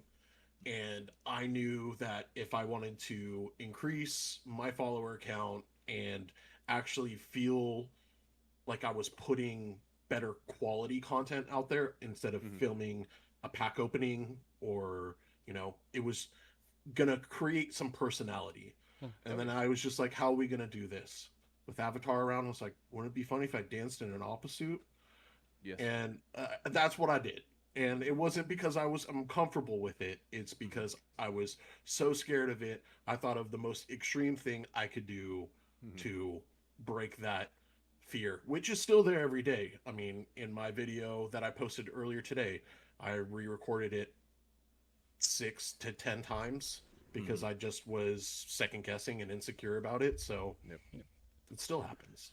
It does not come through on the camera. I will say, on the camera you are the man. Like it does not, the scare does not come across. And I guess that may be the case for everybody now that I think about it. Like when I see other people, I'm like, oh, they can do it. They seem to do it with no issue. And like for the Halloween video I did, there's a shot that I do in my front door where I'm like kind of profile view, which is not my best side. And the whole time I'm like, gosh, man, I just see myself on the camera is such a thing. And it, not that I have like body dysmorphia necessarily, but I see my body and I'm like, gosh, like I'm working on it, but I'm not there yet. And so it's a tough deal. And I had intentions to do a video on this. I actually have the script, a lot of it written, and it would be a multi-part video where I discuss mental health in relevance to doing TikTok and how both it's improved it and some of the trappings you can run into it, like getting in front of a camera, seeing yourself maybe in ways you didn't think you would see yourself and how that affects you. I mean, because I'll be honest, I am very self-conscious about my body. I try to pan the camera up a lot. I mean, right now, look at the camera. It's very, neck up or good. It's a tricky, scary situation, and I have yet to be judged for it. Which I am very thankful for. Thank y'all for holding your comments, if y'all have any. But it's just like, it's tough. It's not an easy thing to do. But I'm always happy when I see people break out of their shell and do something they wouldn't normally do, because then it makes me want to break out of my shell. So I love it. I completely agree too. Seeing that changes a lot. It's grown me enough to be on a podcast every week showing my face. Live. I mean, there you go. You went from no face to, hey, let's do a podcast. Exactly. Like, that's awesome. And I do other lives, the D20 roll. I do the dungeon crawl. This community has helped so much on my self-conscious road, I should say. I still got a lot of long ways to go, but it's gotten a lot better. I know there's a community here who will not put me down. They will only be here to support me. And Yep, we're here to pick love you up. it. Exactly. I think it's good for us to all know that we do have those insecurities, though, because, like you said, you may think that I have the confidence to do it, but I really don't. I'm still going through those battles that, you're going through. But, eventually, you find your way to put yourself on camera in a way that you're comfortable and, confident in putting out there. And we make steps each day. 20 takes later. Yeah. Yeah. Yeah. It's like, okay, this one's good. Optimal angles. I can deal with this one. Yep. It's not so bad. Oh, yeah. For sure. Usually the text of any clip that Mix has to send to me when we do videos, he goes, well, this is the best I got. So, Hey, can we talk about the clip that's of all you we eating the ask for. donut too? I loved Oh, it. about it? Yeah. That was I loved it. when I saw that you had your mic clipped to the donut, I'm like, oh wow. I was like, oh, this is the best donut on donut violence here. Like, what is this? Hold up, that's my family you're eating. Like, please stop. So, yeah. that was first take. I did buy 2 though. You did? Always have a second one just in case. But You never know. so the funny part is I didn't get the idea until I had done it, 3 or 4 times before that. And I was just like, there's something missing. Like, I'm not happy with it. I'm like, I need a donut. So I went to the store and got a donut. Loved it. Like, what's so funny for me, like, talk about like making multiple takes. There's 2 sets of videos I have recorded, saved on my phone or computer, that I have not uploaded because I'm angry with what happened. And one of them was my fault. The other one, I don't know what happened. It was both very expensive bundles. It was the Commander bundle from Avatar, and the what was it called? I guess the Chocobo bundle from Final Fantasy. So with the Avatar bundle, I filmed it and did commentary while opening all the packs, and none of the audio saved. And I'm like soul crushing. I'm like, gosh, like I can dub it because on a lot of my first videos I just dubbed over. Yeah. I'm like, I don't want to sit down and do that again because I may have said something funny. I'm not going to remember it now. Like, come on. Well, then with the Chocobo bundle, I don't know what compelled me to do this, but I filmed it in landscape instead of portrait. Oh. And I'm like, and this is when I'm opening the Chocobo pack, like with the good cards, and I'm like, and I pulled 2 of the best cards from the pack. Or at least one of them, I pulled the cloud for one of them, and I was like, yeah! And then I look at the video, I'm like, it's in landscape. And so those are just sitting on a hard drive, and I'm like, maybe I'll do them. I don't know, but I have never been so frustrated because you can't unopen a pack. Yeah. It's kind of that kind of happens. And I've had that happen before with it was either Lorwyn or maybe in Outlaws of Thunder Junction. I started opening a pack and realized my phone wasn't recording. I was like, oh my gosh, like please, like why? So it happens. I've definitely done that with a video over and over and over again. Gone to look back at the audio and it's like, why isn't this working? Why is it not picking up my audio? Yep. My mic was muted the entire time. Yep. I have not, because I use this little video thing. The amount of times I have not turned this on. And I'm like, why is there no audio? And I'm like, oh, you idiot, you didn't turn it on. Like, I think we have the same one. it's literally, it's just a little button I just gotta press and hold. But for some reason, my brain's like, don't do it. Oh, it happens every time. And again, you can't unopen the pack. Cannot unopen the pack. It's always the pack that you get some good hits into. You're like, well, if I show it now, it's going to look like I cheated it. Because I had that happen. I opened up March of the Machines. My game exchange had tons of them. And I was like, well, I've never opened this set. Let's open them. The one time, I'm like, I'm going to open this pack for me, not for content. And I pull an Atali, and I'm like, well, if only I would have filmed that, that would have been cool, Yep. But it's just like, dang, and that's actually kind of a weird problem I run into now with making content, especially with opening packs, because it's like the fun of opening packs is a little lost on me now because I'm doing it in front of a camera or with a camera. It's just not as fun. Like, it's buying a pack and going, I can't wait to get something cool. So that's been a struggle for me lately. Like, that's like the box of Outlaws of Thunder Junction. When I first started, I would bulk open packs and just record them back to back to back to back to back.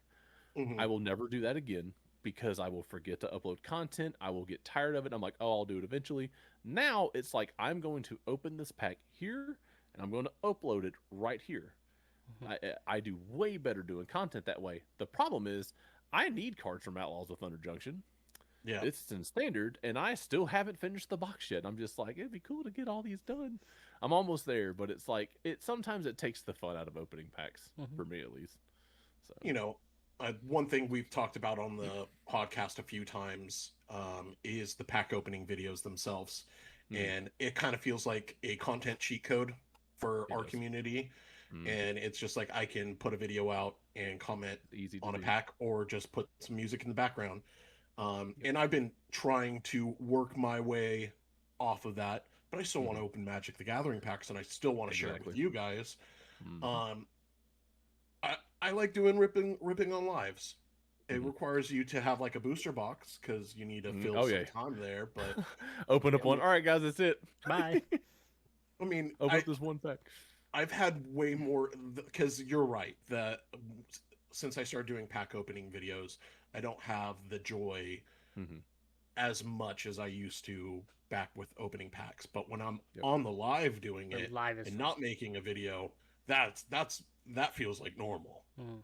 Yeah, I imagine it's probably a little more fun. I think and it's I when you're with go ahead. people. I think with Mhm. like opening packs and having Yeah. people see what you opened and Oh, like sharing getting a live it reaction. is fun for me at least. I loved opening packs with my friends to see what we all pulled. I may do that one day because I thought about it. It's just a matter of buying a box and then doing it like that. Yeah. Um, because again, you are right that it's a cheat code. I call it slop, is what I call it. Yeah. It's like man, a booster box is 30, 30 packs. That's a month of content I just got. Yep. Yeah, it's makes it a little easy, but and for as far as lives, I went live one time and played on Arena, which it was fun. I don't know if I'll ever do it again. I was bored. It was like, hey, let's see what happens. And then people showed up. And I was like, oh wow, like this is a thing. Mhm. But I've considered, and I may actually do this Monday, because that's when my Dan cards come in. I thought about doing a live and just showing each card, like giving love and appreciation to the cards I got, and like, hey, let's look at it, let's talk about it, and then let's double sleeve it and set it to the side, just to hang out. Yeah. And I also have like I also like Legos. The Lego set, the Game Boy. I've had that sitting on the shelf for months, and it's like it'd be fun to do a live while I build that, just to have a Yeah. conversation with people. The only other thing I've done, and I forgot to show this, so I also do Gundam models for fun. And I brought this Drew? one out. Drew I loves Gundam. built this a while back. Gundam. I would like to see a Gundam set for Magic, but that's not going to happen because Bandai already has their own Gundam card game. But I love Gundam stuff. That's not a Gundam per se; it's from another series.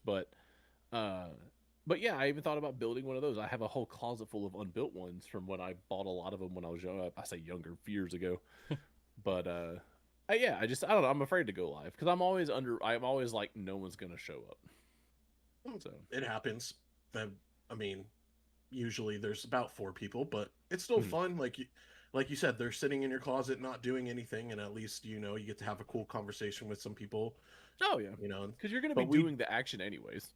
Yeah. and we Exactly. did find out in the Anben 007, aka Drew, Mhm. because he is a Gundam fan. He doesn't have a whole lot of figures and isn't Mhm. like deep into the hobby, but he appreciates them. We found out there is a small community of Gundam lovers, and Mhm. so I think you people would like it more than you'd think. Yeah. Oh yeah, That'd be cool if you also teamed up with Drew, because he also had the same thing. that He would be didn't want fun. to build much because he didn't think people would like it. Yeah. Do a team up. You both go live, Yeah. co-host, I have to do that then. and That'd be build fun. Gundam. I got plenty of them to do. I mean, Yeah. it takes a hot minute to do it too. Because usually I just set up my iPad and have a view. I watch. This is so stupid. I watch the same YouTube series every time I build a model. The same one.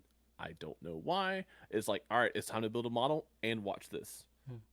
every time. It's weird. I'm not only because he's kind of a divisive person. I'm not gonna like name it what it is, but Yeah. it's basically it's a retrospective of the Ultima series. I never played them as a kid, but he has a very fun comedic way of doing it, so I enjoy watching it. And so yeah, and it's like the whole compilation is like 7-8 hours. So, and that's usually how long I'll spend on a build, depending on how complicated the build is. But I don't just Mhm. rush through it either. I take my time and do all that. So, the video I will usually finish before the video's over, but it's always something I could put on in the background. So, I guess doing a live wouldn't be too much different. Just having someone to like look at and go, "Hey, what's up?" I see Drew and they're talking. Yeah, we need to do something together about this, dude. This would be fun. I'm That'd down be to buy fun. a set too Yeah, and help you if you want to. If they're it's more fun. comfortable with you going live with somebody else, I'm down to buy a set and try to do it with you. Yeah, that'd be fun. Like I, luckily, my LGS actually started picking up models for it Hey, now. So I was like, that's cool. I still think Hobby Lobby will probably be where I go. If y'all have a Hobby Lobby in your mm-hmm. area, I think it's every other week.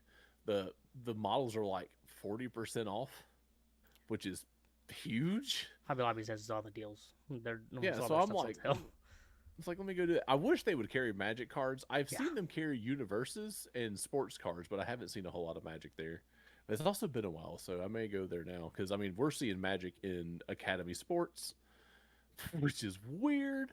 Man on Mayhem Um, posted a video. Was it in Shields yep. or Yeah, was it? tons of Magic there. I wish I had a Micro Center because apparently that's where you need to go because it's always at MSRP and all that. But the closest one to me is in Texas, and I'm just not gonna make that drive. I Yeah, would spend more in gas than what I yeah. would save. Getting back to the questions here a little bit. Sorry for Uh, the sidetrack. no, you're You're good. good. That's it's good. Now we've connected more people in the community Mm-hmm. through a Yeah. common interest. That's the whole goal of the podcast. What is the best advice you have ever gotten? So I have two answers for this. The first one is for strictly for Magic the Gathering, and this came to me from a very strong player. Uh, it's when I went to play. I didn't intend to play the RCQs when I was there, and this person showed up, and I was like, "Oh, hey!" Didn't expect to see them, and she was like, "Hey, are you playing today?" I was like, "No." She's like, "You should play." I'm like, "Yeah, but why?" She goes, "You should always play to get better. Like, you should keep playing." That stuck with me. Ultimately, I joined the RCQ and took fifth place out of 13. Did not expect to. I was like, I expected to go 0 and 5.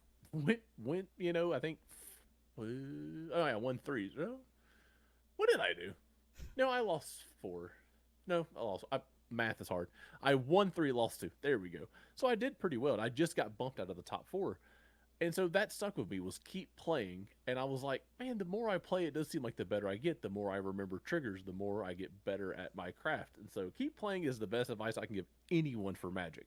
Keep playing. Doesn't matter what you're doing, keep playing. In life, the best advice I could give people is never mistake your feelings for weakness. That's been a hard lesson I've had to learn through a lot of, not fun things is to whenever you feel something, don't see that as you being weak. See it as you being passionate about something that you feel. The reason why we feel for things is because it matters to us. Keanu Reeves actually talks about this on an interview he did on the Drew Barrymore show, where he says, because she's like, "Are you a lover or a fighter?" He goes, "Well, I'm a fighter." He goes, "Because if you Mm. can't fight for what you love, then what's the point of loving something?" Essentially, was what he was saying, and that resonates with me. It's like your feelings are not a weakness. Being sad is not a weakness. It shows passion. It shows drive, and it shows that it's something means something to you. Yeah, that's the best advice. I I agree. I mean, I talked about emotions on episode 0 of the podcast of one of the best advice that I've ever been given. You're never wrong for how you feel. Mm-hmm. You feel that way. So I kind of like the little added there that I can take that with me. One thing I did want to kind of go back to was the first thing you said was Mm-hmm. always play. Yep. I think a lot of people are intimidated by playing with quote unquote better players as well. Mm-hmm. It's some advice that I've gotten in golf. I golf on Ooh. occasion, Oh, me and too. I love golf. I really hate golfing with better golfers because I feel Mm-hmm. like I'm holding them up and Yep. everything like that. And anytime like one of my really good golf friends, want me to go golfing with them. It's like, no, like I don't want to hold you guys up. And it's like, dude, how are you ever gonna get better? And they're like, what do you mean? How am I gonna get better? I keep playing. It's like, no, you start playing with people who are better because you see how they play the course. Mhm. They give you advice on how to play the course and how to hit the ball better. If you keep going out and hitting the ball the way you're hitting the ball, you're not gonna get better. You're probably gonna get worse and quit the game. So same thing with Magic. Don't be afraid about playing with better players. If you're worried about going to a pre-release because you're new, go to a pre-release. Get going. Just, my first you'll get better. My first in-game Magic game was at Edge of Eternity's pre-release, and that was like what sealed the deal for me to play this game. And then I got asked to come play Standard. I was like, ugh. And I was like, okay. So I cobbled together this terrible mono red deck and got crushed. But I was like, this is fun though. Started doing deck research, built up a mono green landfall deck. I always called it the bird deck. I got a video on it. It's not a very good deck now because thanks to Ouroboros, Badger Mole Cub, and all that, the meta for that has shifted greatly. But that was the first deck I started getting wins with. But I realized the more I play, the better I'm getting.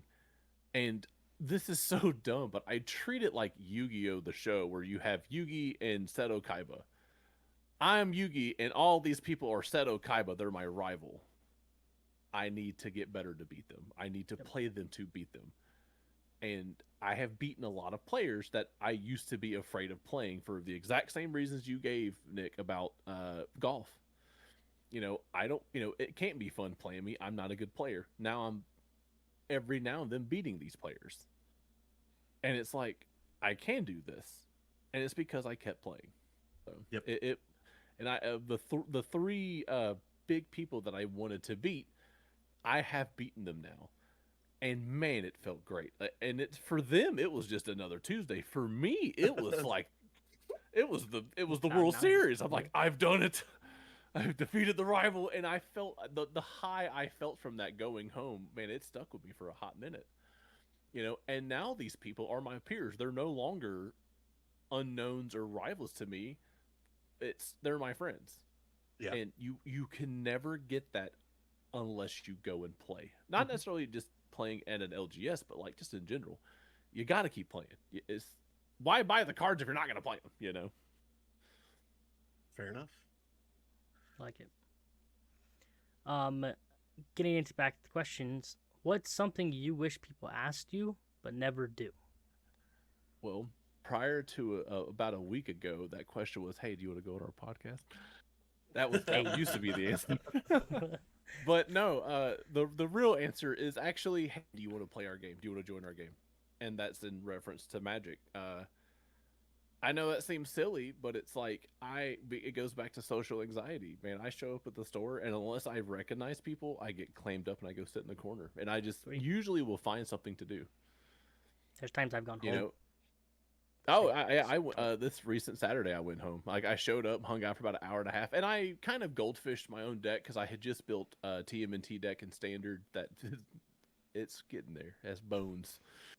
But when it works, it works. But I was playing against myself against my allies deck, and that's what I was doing to waste time. I was like, man, maybe someone will show up that I recognize. And then I found out all my friends had went to Dallas for a con. I was like, well, heck, But it's like, I struggle with icebreakers and going up to people saying, "Hey, can I join your pod?" Yep. I just don't have that in me. I mean, I've gotten better about that, but it seems like a weird answer to that question upon hindsight. But that's. I'm sorry if y'all hear that dog barking. My neighbors have a dog, but yeah, just I wish people would be like, "Hey, man, do you want to join our pod or do you want to play our game?" So. Well, I'm glad we got your Discord now, so we can invite you to. Y'all play on Spell Table or Convoke or anything? We do. You do? Yeah, man, I would absolutely love to play with y'all. I'm not good at the game, but I'd love to play with you. I'm not either. Hey, it's okay. Everybody's at different levels. Yeah, and I have tons of decks that people will look at and go, "Why did you build that?" I'm like, "Cause it's fun." That's my gnome deck. I love my gnomes. It's not good. Your gnome deck is Krinko. Strong. Shush. Your gnome deck is ridiculous. Oh, yeah. See, my problem is I build decks that people don't like Krinko. I love my Krinko deck, but people see it and they go, "God," I'm like, "Come, it ain't that bad." Well, like Appa. Then Yeah, Appa's bad too. Yeah. That's a tough deck. Like, Hmm. man, Appa's fine. He's a yeah, good old boy. You leave yeah. Appa alone. Didn't No, I hurt mean, nobody. there's always going to be those stigmas around certain Mhm. commanders, like especially Krenko, just because it was a staple as a Yep. commander for so long before Yep. the format even blew up to the point where it is now. Mhm. So like it's got the history behind it. You know, Yep. Atraxa, Praetor's Voice, Oh yeah, still has that's another one. a lot of heat behind it, but nobody ever really plays it. But Mhm. anytime someone talks about it, it's like, ew. Oh yeah. Like, I'm not even playing Infect. I'm playing Planeswalkers. So, man. It's amazing to me is when I have my Egger Markov deck, which is the only thing that's close to a bracket four, strictly because it has 2 card infinites in Bloodthirsty Conqueror, Sanguine Blood, like those, Yeah. like the life gain, Mhm. life steal ones. Um, but man, that deck is terrible. Like it's a bracket two, if anything. If I get the combo, yeah, okay, I'm gonna win, but I'm probably not gonna initiate the combo out of like to not be that guy. Yeah. But it's like I love playing the deck though. It's fun just making vampires. But when I tell people, yeah, I'm playing Edgar Markov, they're like, oh well, we're gonna have to kill you. And I'm like, come on, like the deck ain't that good. And usually I get ousted out pretty quickly. And it's because of the stigma of that character of Hmm. that commander. It's like, well, we can't let that stay around. It's like, well, you Well, could. Eminence is a very strong keyword ability. Oh yeah, oh yeah. I have a my my tribal deck is Hmm. the Dragon. Yeah, And that's so fun. when everybody's like, seriously, the Dragon, I go, it's not what you think. Hmm. There's dragons, but they're not really dragons. Dragons. I'm making you think. It's like a gaslight deck. They're dragons, but they're not. Hmm. But that's like, I feel that way about my Hope deck. It's my favorite deck I've ever built. It's the one I put the most money and time into. And yeah, it's a bracket 3 by the rule set because it has like a Draenith Magistrate, has Grand Arbiter, and a Rhystic Study in it. Yeah, it's a mean deck. And yeah, when I sit at the table, I go, all right, I'm milling everyone for 30 cards. You tend to lose very immediately after that. Yep. Like I get single targeted immediately, which I completely understand that. Like it's not fun to go up against that deck, but dang, That's why I like Jumpstart, lower stakes. There you go. Lower stakes, higher Hmm. rewards. Yep. Nobody gets bitter. We just all have fun. Exactly. It's all about fun. That's the whole point of the game is to have fun. Um, Jared, what is one thing you're interested in that most people may not know? This is the funniest thing ever. So y'all may be familiar with this, you may not. There's this type of cat called a Pallas cat, Pallas apostrophe S, or also known as the Manul. They are these adorable cats from from Asia, and they're not quite endangered, but they are definitely susceptible to being hurt. They have like really bad, like they have like the immune system of a Victorian child in 2020.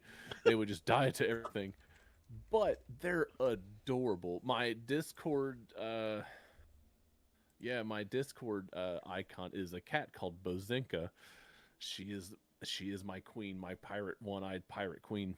There's a Twitter account, I don't remember the name, but they recently did a poll over like or not a poll, they did a vote like every day of who's the cutest Manul for 2026. And they're just adorable creatures. I love them. Some friends in a different Discord got me completely obsessed with them. There's a website called like Manulization or something like that where you can look up all the Manuls, their lineages, what zoos they're located in, their personalities, picture galleries, you name it. They are adorable, and I could look at them for hours. They are the cutest cats, and they do this thing where because they live in like kind of like cold conditions, Mhm. they will take their tail, wrap it in front of them, and ball it up, and they'll place their hands on their tails to keep their hands from being cold. Hmm. They're adorable. That's I hilarious. recommend everybody go look them up after this. They're my favorite things ever. They're the coolest little creatures. I'm looking at them right now, and you know what it kind of reminds me of? Yeah. Have you seen the one-armed monkey on TikTok? Oh That yes. the really chubby one Mm. that they always feed and give food for, and like when it bites people, the grandma comes over with like a little broom. And she's like, no, no. Mm. very The similar. face looks exactly like it. I immediately thought of the one arm monkey. Very teddy bearish face, very Yeah. unassuming. But yeah, they're adorable, man. Like I could talk about them forever. I find them just to be the cutest little things. I'm very sad that my girl Bozinka did not win. She did make it pretty close, but the winner, I can't remember the winner, but it's like it was a male cat that has like a strong lineage, and people just love him. But like the ones that are very like I know their names. It's so crazy. Like Nagomu is adorable. Princessa, Plushie. I know a lot of these things. It's like K-pop for me. That's You know, fair. That's fair. I know all their names are adorable. I can pick them. I go, I know which one that one is just by looking at it, and it's just they're the cutest things. I love it. You know, after seeing your content and having the conversation we did before the podcast, Yeah. and knowing this question was going to come up, this was the last thing on my bingo Yeah. card. So I loved it. When I saw the question of something that most may not know, I'm like, well, this is easy because I hardly ever talk about this. So yeah, Manul's secret lair, Watsy, make it happen. Yeah. I will buy 3 of them. I wonder if there's like a Manul cat depicted in any MTG or sorry, yeah. Yeah, I don't know. I'd have to look. Probably not. However, this might be a proxy opportunity for me. There you go. Hey. Oh yeah, the old Google machine gave me a whole lot of nothing on that. But I mean, I'm hoping. Of course, Google's like, did you mean a manual? Like, no, not quite. But no, actually, that might be a fun proxy. Proxying is kind of weird. I'm not against it, but I'm also like, it's not for me. But I ain't gonna lie though, a Manul would be kind of awesome. I'm in the same spot. It's not really a proxy; it's an altar. Exactly. We talked about this before. If you own the card, for me, if I already own the card, it's fine. Mm-hmm. Yes. You're gonna put in your deck anyways. I agree with that. Especially if you have like the dual lands, like the Bayou, Volcanic Island, and all that. That one, because I actually met a guy when I was playing Union Arena last week, and he was like, "I proxy every deck I own." He goes, "However, once the deck is where I want it, I will then buy the singles." I'm like, "Okay." Yeah. He goes, "However, I carry a binder with me." And he pulled it out and showed it to me. Binder was probably worth close to like $10,000. Yeah, no, you can't do that.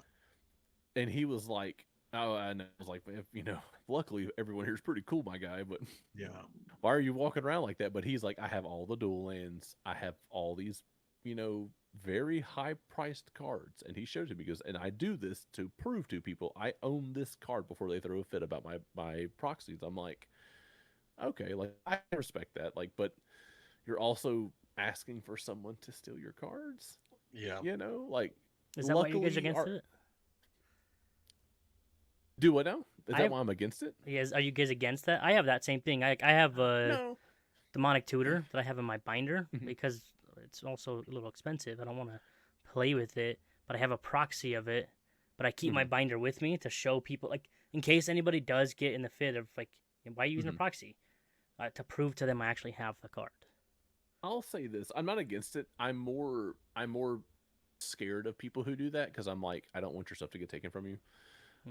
But as far as proxying goes, I don't care whatever you proxy, as long as you're honest about what you have in your deck. That to me eclipses ownership of a card. Like, again, that's like what I mentioned earlier about the kid. I'm like, do you have a Gaia's Cradle? Because if that, we're not playing with you because you clearly are trying to win immediately. Yeah. Like price really doesn't matter on a card per se, as long as the intent and the rule zero discussion happens. That's a lot better. If you own the card or not, I'm different. I mean, if you want to completely proxy a deck out because you want different arts, I support that, as long as your cards are legible. I've seen some lands that look like hieroglyphs. I'm like, dog, you printed this with a Game Boy Color printer. Like, what are you doing? Like, they're tough sometimes, but as long as they're legible and they're not anime booby women, I'm okay with proxies. Yeah. I don't really mind them at all. I think Magic is very expensive. I think the thought of you having to keep your stash of expensive cards with you in a binder just to prove that you have them is a ridiculous concept.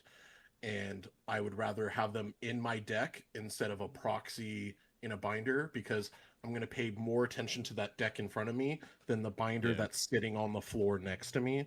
that's a good point. So that's one thing where I don't like that. And also, if I'm in a pod where it's like, hey, rule zero discussion, I have proxies in this deck.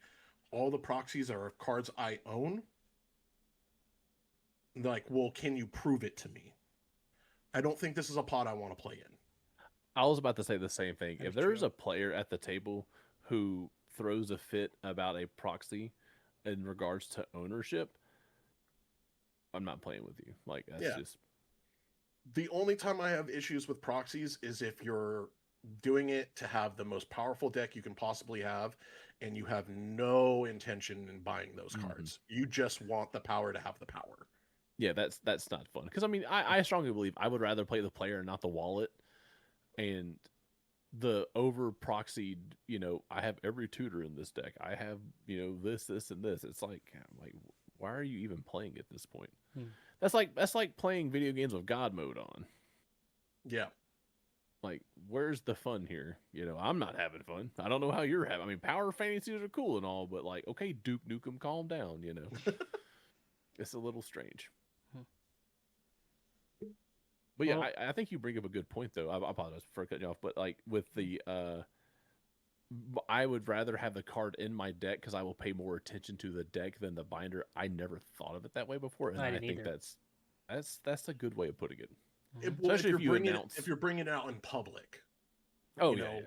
like I wouldn't want to bring that binder just like as a proving piece. Like if Mhm. I'm doing it to bring trades and I have that card in there, I have that card in there, Yeah, right? But that's the risk you run there. Yeah, I'm not bringing a vault of cards of proxies that I own just to prove that I have them in case I'm not paying attention to it and it grows legs and walks away. yeah. Which does happen, unfortunately. There's Yes. some not savory people in the world who will take advantage of people like that, unfortunately. Especially if it's like not that you announce, "Hey everyone, I have this Tabernacle of the Pendril Veil here." You're not going to announce it, but you do at least announce it to the table, and then that kind of paints a target on your back. Yep. And it's because if there's someone in the background listening, they know what you look like. They know what you look like. They know what your bag is. They know where the binder is, and they're probably going to follow you to the parking lot. God forbid that happens. I don't want that to happen to anybody, but like we live in an unfortunate situation where that can happen. Yeah. So, Unfortunately. Okay. For our last question, before we give it up to the chat, what or who has been the biggest inspiration in your life? easy question. My brother, my older brother, just out of respect, I'm not gonna say his name. I don't think I'll box him, but he has a rather unique name. Um, he, growing up, I would not have given you that for the answer because he was kind of not cool.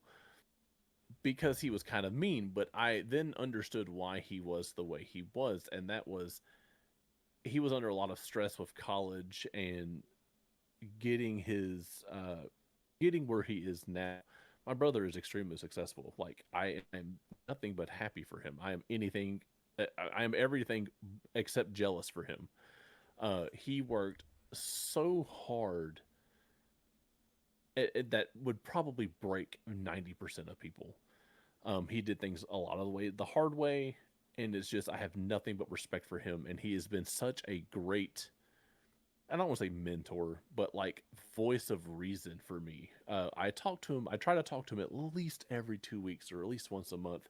He doesn't live here anymore. He lives down south, so he's busy doing his stuff with his work. But every conversation with him, I cherish because it's always. I know I am a break for his workday. Like I am the step away of reality for him, and he's kind of like that for me too. But the times where we've had real deep conversations, I have had such a deep appreciation for him now that I didn't understand as a kid, and just seeing how hard he's worked from not that he started at any sort of disadvantage per se, but like the world's against everybody, and he overcame it in such a strong way. I just look at it and go, dang dude, like I'm so happy for you. I'm so proud of my brother. It is just it's awe inspiring, and I would even lump my dad in that category. My dad also came from the bottom, and he done extremely well for himself. He's retired and doing great. He's within kind of that. He instilled that work ethic into my brother. I didn't catch that work ethic. I was lazy, unfortunately. But for my dad and brother, they are probably my biggest inspirations, just because of the sheer hard work I've watched them endure, and I have a greater appreciation for it now than I did when I was younger. It's awesome. Love them both to death. That's great. Very close with my brother as well, but yeah, I had the most opposite opinion of my brother until I got into like high school, and I matured and he matured, and we were able to have a better relationship other than arguing about everything every 2 seconds and fighting with each other. But yeah, I love my brother very, very much. I mean, that's very similar to mine. One of my favorite memories of him, and he may not even remember this, is because we used to share a room in our old house when we were growing up, and I woke up in the middle of the night, like half awake and like kind of delirious. I was like, "Hey, do we have a light we can use?" Because I guess in my dream we needed a light. So my brother like turns on his lamp. I'm like, "No, a light we can use." He's like, "It's on." He's like, "You." I was like, "You idiot," and just began laying into him, not being aware that this was reality. I was dreaming. But to him, it was real. And I was like, "You are so dumb." And he, like, the next day, he goes, "What was that about?" I'm like, "What are you talking about?" He's like, "You asked me for a light." I was like, "I dreamed that." He goes, "No, that was real." I'm like, "Was it?" He goes, "Yeah, I about got out of bed and faulted you." I'm like, "I am so sorry." Like, I did not know that I was being so terse to you. Like, many apologies, sir. But I was so like, "You're just an idiot. You don't know what a light is." And it was so bad. But, a lot of fun memories of him. One of the other ones I'll mention real quick is because I mentioned GoldenEye 007, and back in the day before we had online gameplay, kids, you had to sit with split screen. I know it's a foreign concept for you youngins out there, but the TV was cut in half essentially. This boy was so convinced I was screen looking, he taped a sheet across our TV, and I had to sit under it to play him. And I still cooked him. I was like, "Yeah, boy," he's mad because I got skills. But that was a very interesting memory for me. Was sitting under a sheet to play GoldenEye multiplayer for split screen. That's awesome. I accused my brother of the same thing. My brother is older than me, but my brother was the kind of guy in a video game, he would just find like the really simple, easy cheat. Like in Mortal Kombat, it was the low punch, and he could just like low punch me and just juggle me in the wall or whatever. But he would screen look all the time on Halo, and he still will never admit to this day. But it was funny when I brought out the Ethernet box and we did 2 separate TVs, and I would all of a sudden start winning. So the vindication is real. The ultimate vindication. Yep. So I relate to those brother rivalries very much. I mean, it's all part of growing up, and I'm very blessed to have had those memories and to have had a really loving family for that. I may not always see eye to eye with them, and and my sister's the same way. My sister and I have had a very interesting relationship, but we're both in a really great place now, like as far as brother and sisterly, appreciation and maturity for one another. But and I cannot stress enough how important family is to people. Yep. Because I don't mean this in any sort of negative way, but I always found it strange when I was growing up in school and I would meet people who didn't have like a full family, like they would have a broken family, and I'm like, that's interesting, like what's that like? And so very blessed to have had the growing up, the childhood that I had. So I mean, even coming from someone who grew up with that same dynamic, but later on in life that changed, and it's just like, oh, we didn't realize how good we had it. We didn't realize how good we had it. So, agree.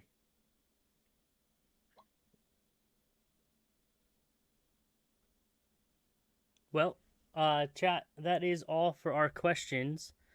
Does anybody in the chat have any questions for Jared or Donut Rips?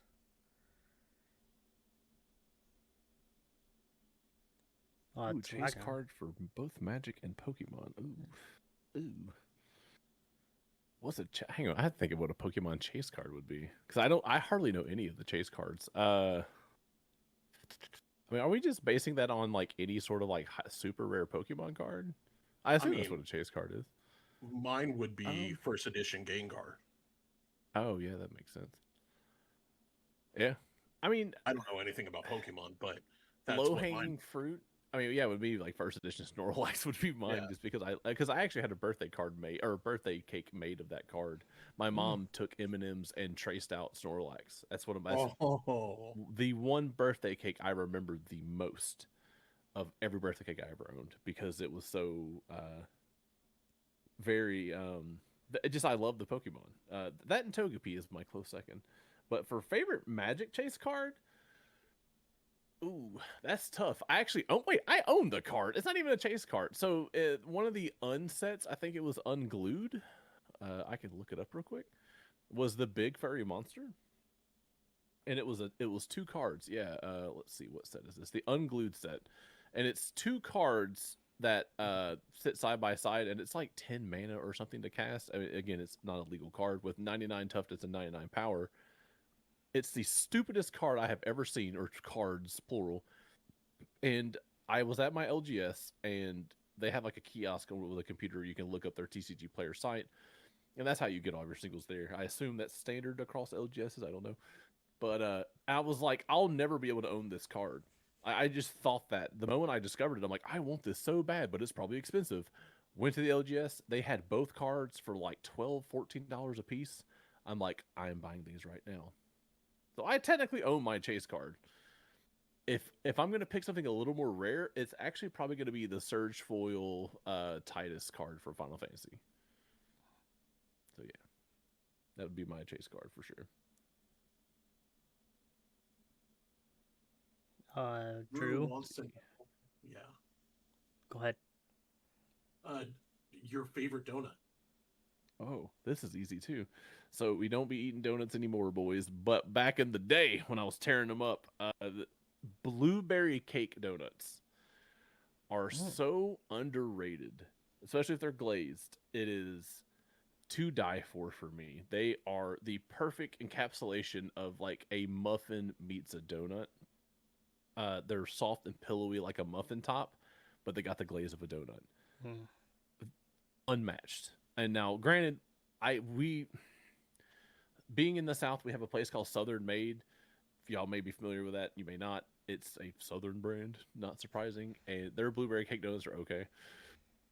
But we have these chains. I say they're a chain, but we have a lot of donut shops around that all carry the exact same products with different names. It's very peculiar, but their specific blueberry cake donuts are just amazing, and that will always be my favorite donut. Nice.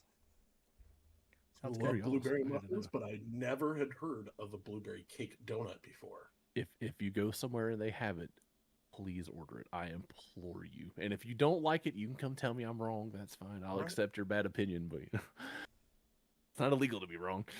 But there's a donut place right next to my bank that I'll be going to tomorrow. So there you go. I'll stop in and see if they have them, and I'll do a reaction video for you and everything. I will love that. I will be so down for that. Do I have a favorite female commander? That's a good question.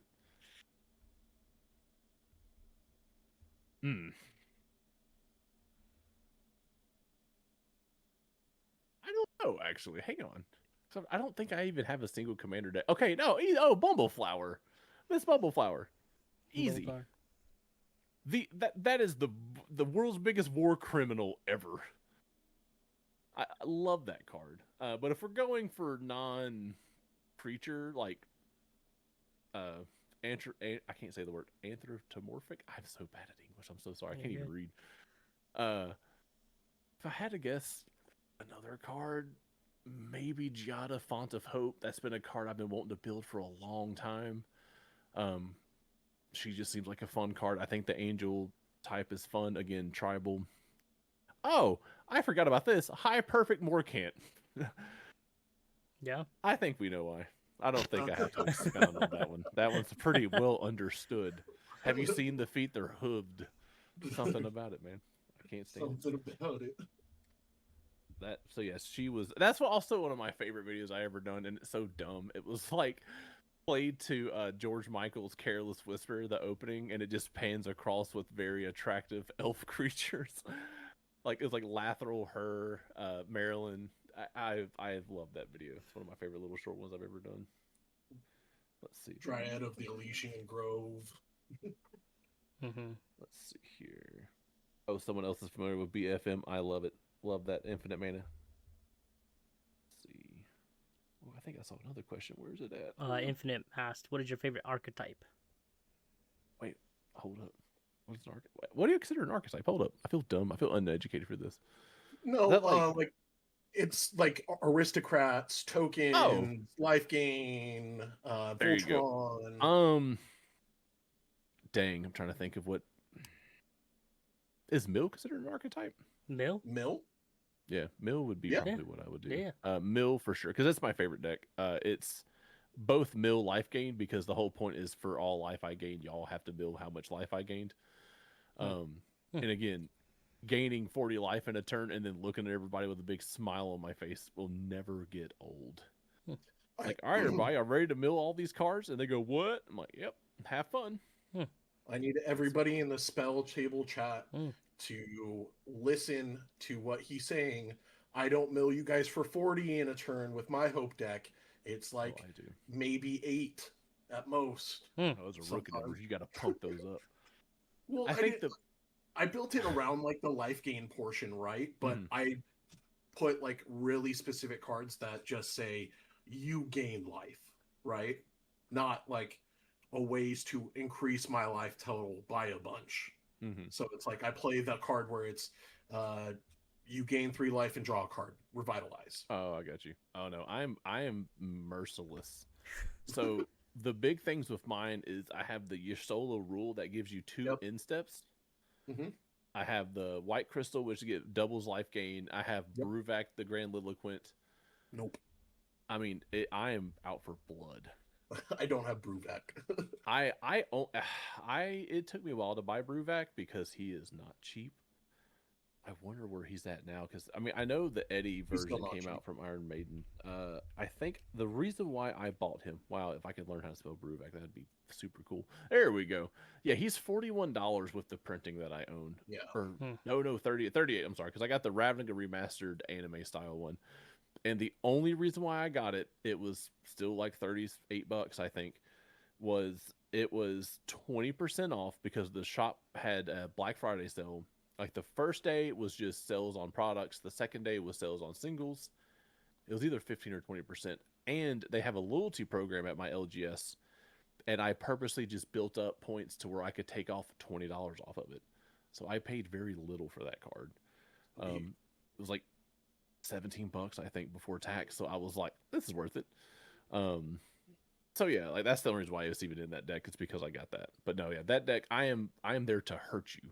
And there's another card I have. It's like I think it's an Azorius card from Edge of Eternities, something where it's like, I forget how the card works. I think they just mill based on your life total at that point. Like it's not even after the fact. But I had like 42 life. Now you target one player, go, all right, you mill for 42, and he's like, what? And he was playing a Get Rog deck that constantly made him discard. He's like, well, I lose. I'm like, yes, you do, sir. Yep. Like Arrivederci. You can go sit in the corner now. Like you are toast. But I think the most I've milled in a single turn was like 150, or not 115. It was like 110 something. And I lost like right after that. Like immediately after they go, you're gonna go. And I'm like, I know. So yeah. I felt it come. Oh yeah, like every time I play that deck, I know I'm not gonna win. Because I've never won with it. I've won. What do you call them? The small victories. There's a word for it. I can't think of what it is. Like purse victories. Like I hurt the table. That's all I need. You know. Yep. So yeah. Wasn't it with you, Kevin, that I milled you out after the fact that I was eliminated? Yep. I got you down. No, apparently because you said you didn't kill me. You didn't mill me because you were already out of the game. No, yes, you did, and I'm glad you just confirmed it. I got him down to 8 cards, and he took me out. and then he lost to having no cards in his library after I was out of the game. Yep. Okay, there was a question from Bud God 2016. Is Donut going on in Vegas? No, because I'm a broke boy. No, I would like to go to a con one day. Uh, a lot of reasons behind it. One, it's the financial commitment that I'm just like, you know, that's because I have actually flown to Nevada 2 years ago or last year, I forget, and like not that it was super expensive, but it's just like I don't know if I want to commit a lot of time and money and resources on that. I wish there was one closer. Atlanta's probably closer to me. I wish they would have one in Dallas. If they have one in Dallas, I would 100% go. Or like San Antonio, Austin, anything in Texas, I would go immediately. But I don't know. That's a lot of. I'm weird about commitment like that about traveling. I've traveled once by plane, and it was a nightmare experience. So yeah. Now, granted, if I get ambassadorship to go do that, I'd definitely make it happen. Yep. There you go. Which I have y'all attempted to become an ambassador through WotC? No. Never tried it. No. I see much sent, bigger creators get denied than me, so I've done it twice so far, and I've been denied twice, and I will continue doing it. I think I'm too late for Strixhaven, but I'm going to try it for Marvel. I'm not going to stop. Every new set I plan to do it. I'm going to go. Here's where I've grown from last time. Here are my favorite videos. Here's what I can offer. And my first email to them, and this is before I even had somewhat of a following. I still had probably like 50, 60 people for a follower. I was like, I think I can provide a new perspective on a product because I am a new player. Like, I am green around the ears. I have not been playing for very long. Maybe I can give a fresh take on this. And they're like, we appreciate your candor and wanting to join, but we are denying it. I was like, okay, I expected that. But I strongly believe that I can't, if I will never get it if I don't try. It's like Wayne Gretzky said, you miss all the shots you don't take. So I'm not urging y'all to do it, but I'm going to keep doing it. I believe eventually. I believe. So, yeah. Now, for being a guest at a con, I don't think that'll happen at all. Like, at least not for a while. So, Hey, who knows? We keep trying every set, right? oh yeah. Infinite asked favorite Marvel character and why. We kind of did that earlier. We did Wolverine for sure. Wolverine is easily the best character because he's awesome. Gambit was a second. Yeah, definitely Wolverine. I don't know. I've always liked X-Men. X-Men is my favorite as far as Marvel characters go. Yes. It Man, has X-Men by myself. It's the strongest standalone thing that they have. If I can't pick an X-Men, it will be Doctor Doom. Doctor Doom's awesome. I love the fact that he talks in the third person. It's just his there's a story where he fights a man called the Marquis of Death. I highly recommend it. There's a YouTuber called Comics Explained, I think is his name. Named Rob. Great guy. He does a video on it that he'll do. It's called The Rundown. And that story for Doctor Doom is why I love Doctor Doom. Just the stuff that it goes through is amazing. So again, the Doctor Doom versus the Marquis of Death is an amazing story.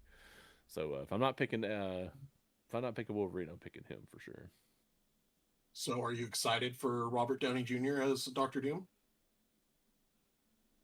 Yeah, kind of. It's more. I'm not happy that he's not Iron Man. Yeah. That's fair.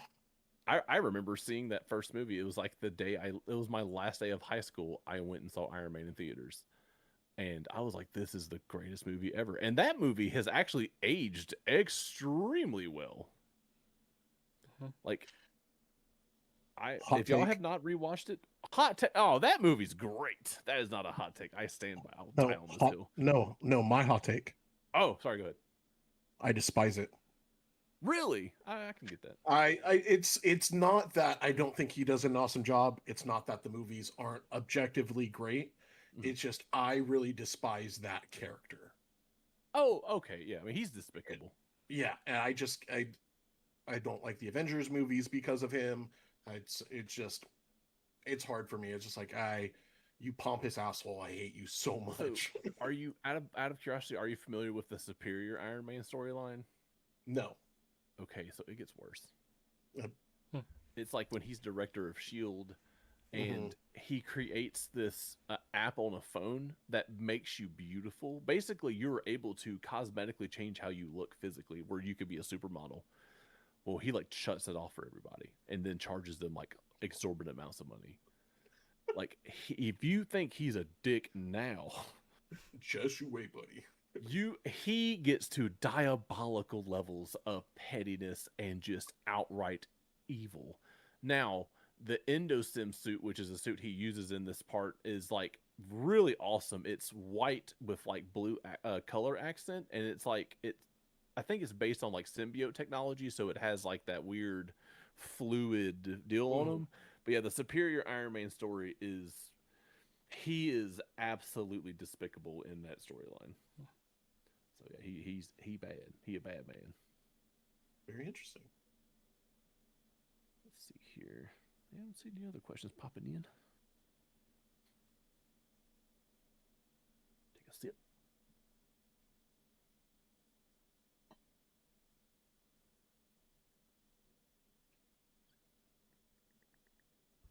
Any Um, last questions from the chat, guys? And while the chat is thinking of any last questions, Donut, do you have any questions for us? Anything you want to ask us? Gosh, I almost just want to ask you all the questions you asked me, but we got time for that. I gotta think of okay, I think this is a fun question because I'm kind of interested. This feels like a bad question. This is for both of y'all, and it's, is there a creator that y'all aspire to not replicate or become, but like someone that you look up to as a creator? I mean, I look up to a lot of you guys as Mm-hmm. creators. I mean, it's kind of why I started doing it and putting my Mm-hmm. face on camera, like we talked about earlier. Mm-hmm. Um,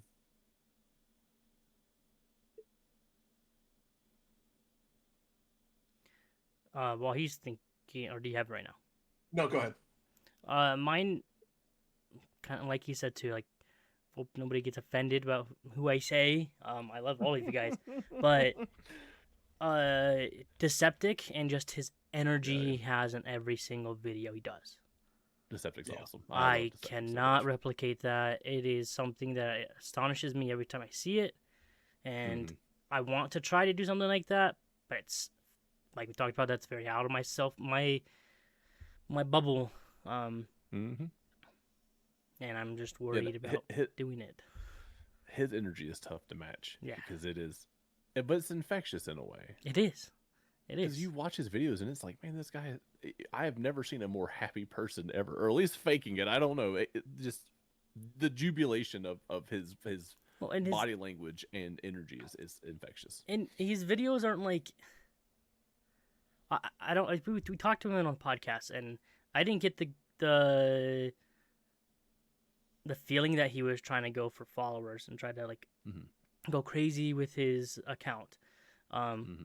but he's his Very videos, community first. yeah, his videos are a lot of times they're not really serious. So sometimes the Mm-hmm. majority of the time they're funny. But he also helps out creators a lot too, Yes, he does. without even like anybody asking. If somebody's Mm-hmm. close to 1,000 followers or close to their goal, he'll just randomly shout them out.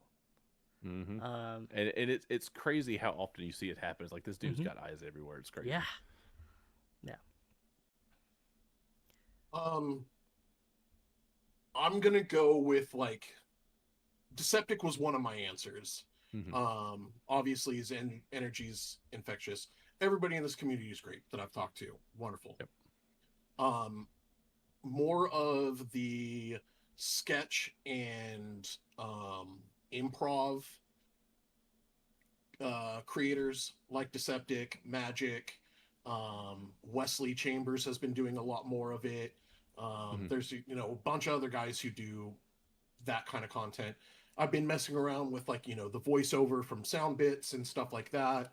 Yeah. I enjoy that, but my creative mind is more in that sketch comedy improv thing. Mm-hmm. I just never write down the idea when I have it and then it's gone, or actually like legitimately sit down and write down and hammer out these ideas.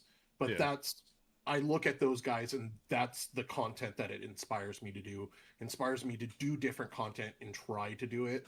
So Mhm. everybody who's doing the sketch, improv, comedy relating to magic is really my cup of tea, and I really get a lot of inspiration from them. I got you. That's awesome. Yeah, like the septic is probably the easy answer for me. I mean, again, it's hard to not watch his videos when they come across Yeah. the timeline. It's like, man, this is fun because it's and I'm not good at catching trends. You know, like I don't know when they start. I don't know when it's appropriate to not post them anymore. But I have always seen him as a trendsetter because he's always the one I see first doing something. Which again, that may change the timeline of when the first person did it within the community that we're in. But I always see him being the one that stands out the most. And so yeah, the septic's awesome. Like I, nothing but love for him. Can I call out one more? But it's not trying Absolutely. to. Honestly, Drew and Ben. And Ben Mhm. 007. Having him on the podcast was amazing, and I loved his attitude. And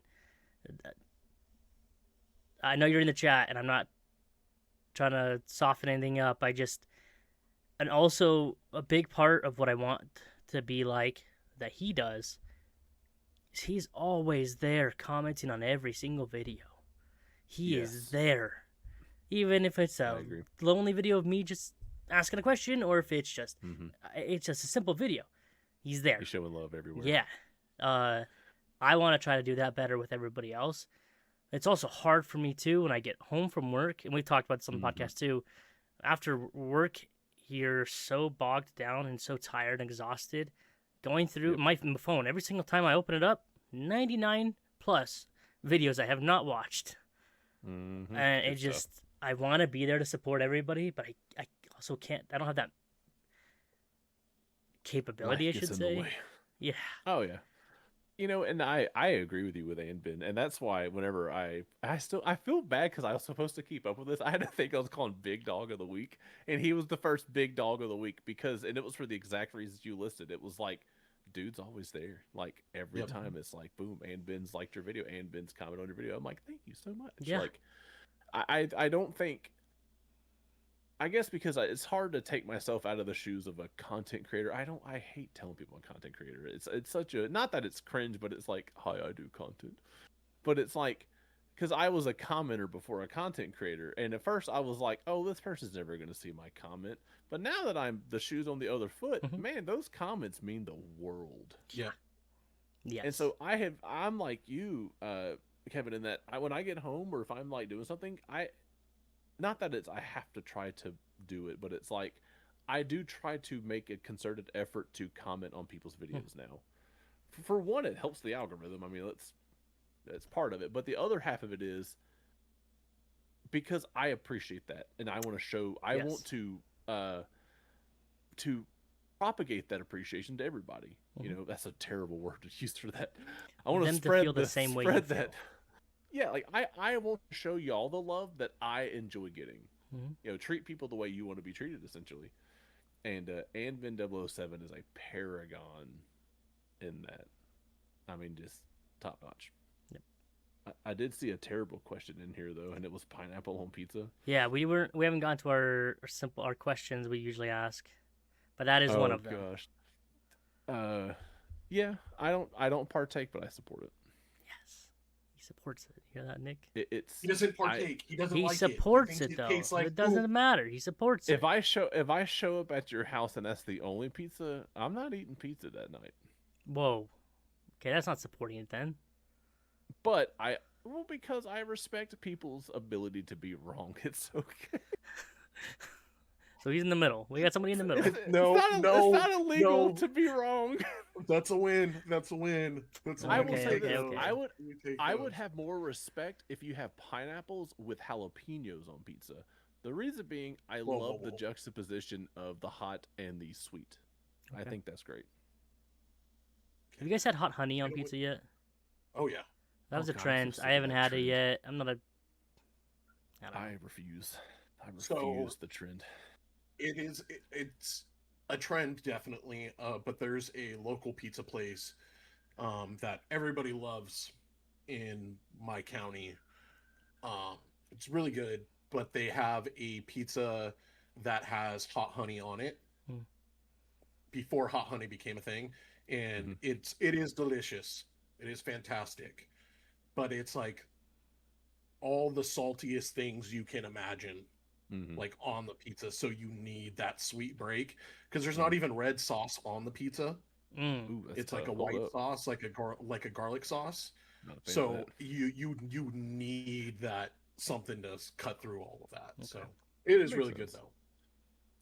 Like I follow a YouTube channel. It's a pizzeria in New York.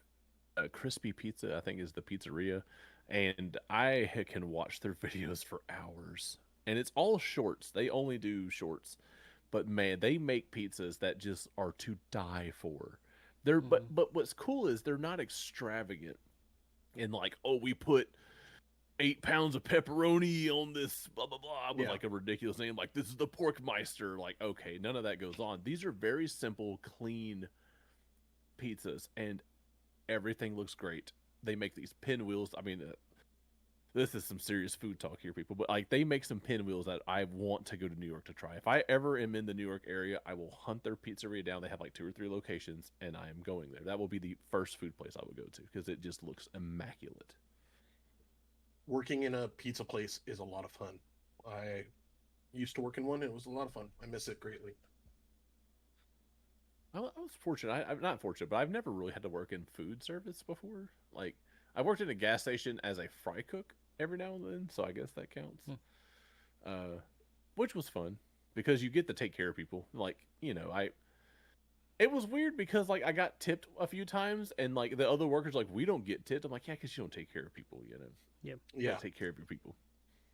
I've never had like a waiting job. I've always Hmm. worked back of the house stuff. Hmm. Um, but I think the food industry is great. Everybody should get a taste of it. It's a Um, very good life I experience. I feel like Oh yeah, everybody should do at least 3 months of retail though, Yep. because that is hell yeah. on earth. I imagine. And for you to do retail will give you appreciation for people who work in retail. Hmm. Stop being assholes to people in retail. It's not your fault that they don't have it in stock, all right? They're just there trying to work. I one of my close friends is a manager for a Best Buy, and she tells me horror stories, and it's like, girl, I am so sorry you have to put up with that, and like, because she has to sacrifice Black Fridays, like, or Thanksgiving essentially, Yep. Yeah. because she has to go work it, and I'm like, that is brutal. Like, and so I think retail workers, first, they deserve more than what they get paid, but more so, they don't deserve how customers treat them like at all. No. I worked at Bed Bath and Beyond for 3 or 4 years, Mm, and that's a ultimately tough one. became like a supervisor, manager, and it was yeah. Like, there were good days where it was calm and it was fine. There Hmm. was good days where you had great customers and they were just the kindest. And then there was just days where it was just a hot mess. Oh, I imagine. You know. I Yep. any big box store, it cannot be fun to work Hmm. in. Or I mean, not fun, but like, you're susceptible to probably the most Karens. Yep. So, But like Nick mm, said, I think it's fast food or food management and retail. They're the mhm. best good life experiences, I should say. I'm very grateful for working them, so then I have a greater appreciation for them too and what they Oh, go and I through. imagine with like food service, there's a great deal of brotherhood, camaraderie there, between your coworkers. Hmm. So I am in a way jealous I've never gotten to feel that, which I guess I feel that way with Magic now. But I mean, the I've never had coworkers because so my work history, just like be brief, is like I worked construction, which there is a brotherhood there, but boy, it is a little tough. Yeah.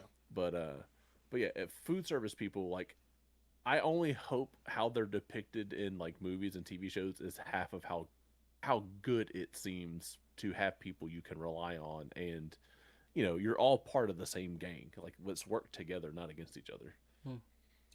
It I think it's like good build, like skill building for just overall cleanliness too, Mm-hmm. because it's just the importance of keeping a kitchen clean and keeping a restaurant clean is like the highest priority. Mm-hmm. So it just builds those natural skills that, a lot of times that, kids going from home life to their, new independent life didn't Mm-hmm. develop from living at home. But with retail, it's people skills. It tells you how to deal with people. It gives Mm-hmm. you an appreciation for people of all different walks of life. And yeah, it is miserable. I'm not saying it's going to be fun. I mean, I've Yeah. had fun in doing it. I worked for a sports retailer, Mm-hmm. and I had to. It's just like you never know. It's like you you help you ask someone to help if they need help. They don't Mm-hmm. want to be asked if they want help, and it's like, well, then you kind of messed up with that customer. And then there's the customers that you never asked if they needed help enough, or Yeah. it's you don't have the right color shoes. Her daughter really wants pink soccer cleats, and you don't have pink soccer cleats. Yeah. It's like I'm my not mom used envious to of that take my part. baseball cleats and cut off the front spike of my baseball cleats so I could use them for soccer. All Mm-hmm. right, lady. Let's not complain about pink cleats here. Yeah. That's just that's tough. you know, and I guess it's interesting too. Like part of the people building is I imagine because for them this problem is like doomsday. Yeah. For you it's Wednesday. Like the disparity of the needs versus the want there. That is so See, but crazy. that doomsday feeling, and you do come in clutch. You are like God to Oh, the them. Yep. hero. Oh yeah. Yep. It's like I just the mom comes running in, and it's like my son. We're getting ready for my Stressing son's baseball out. game. We're already 5 minutes late, and we can't find his belt. Please tell me you have an orange baseball belt. I've been to Mhm. 3 other stores, and it's just like, oh. And they're like, yes, you have no idea. Like you like wave your hand over to it and you just start glowing like you're this Yep. angel. Yep. Oh yeah. Like the closest I've had to that was when I worked in tech support for Sprint cell phones, which I hated. But you would get people, and like I had a pretty good knack at how to on working it, and this people would call it. I'm like, oh, I can fix this, and then I would fix it. They would go, you have no idea how amazing this is. I'm like, yeah, it's no sweat off my back. I'm happy your phone works. But I also worked 14-hour shifts, and so I would be there like at midnight when our service shut off, like for maintenance on Saturday nights, I think. And you would have people calling crying, like, I was fighting with my boyfriend and my phone doesn't work anymore. I'm like, that's tough. Like, I'm sorry. But yeah, Sorry. you learn some, you get both ends of the stick when you do stuff like that, and like customer service jobs. Yep. Yep.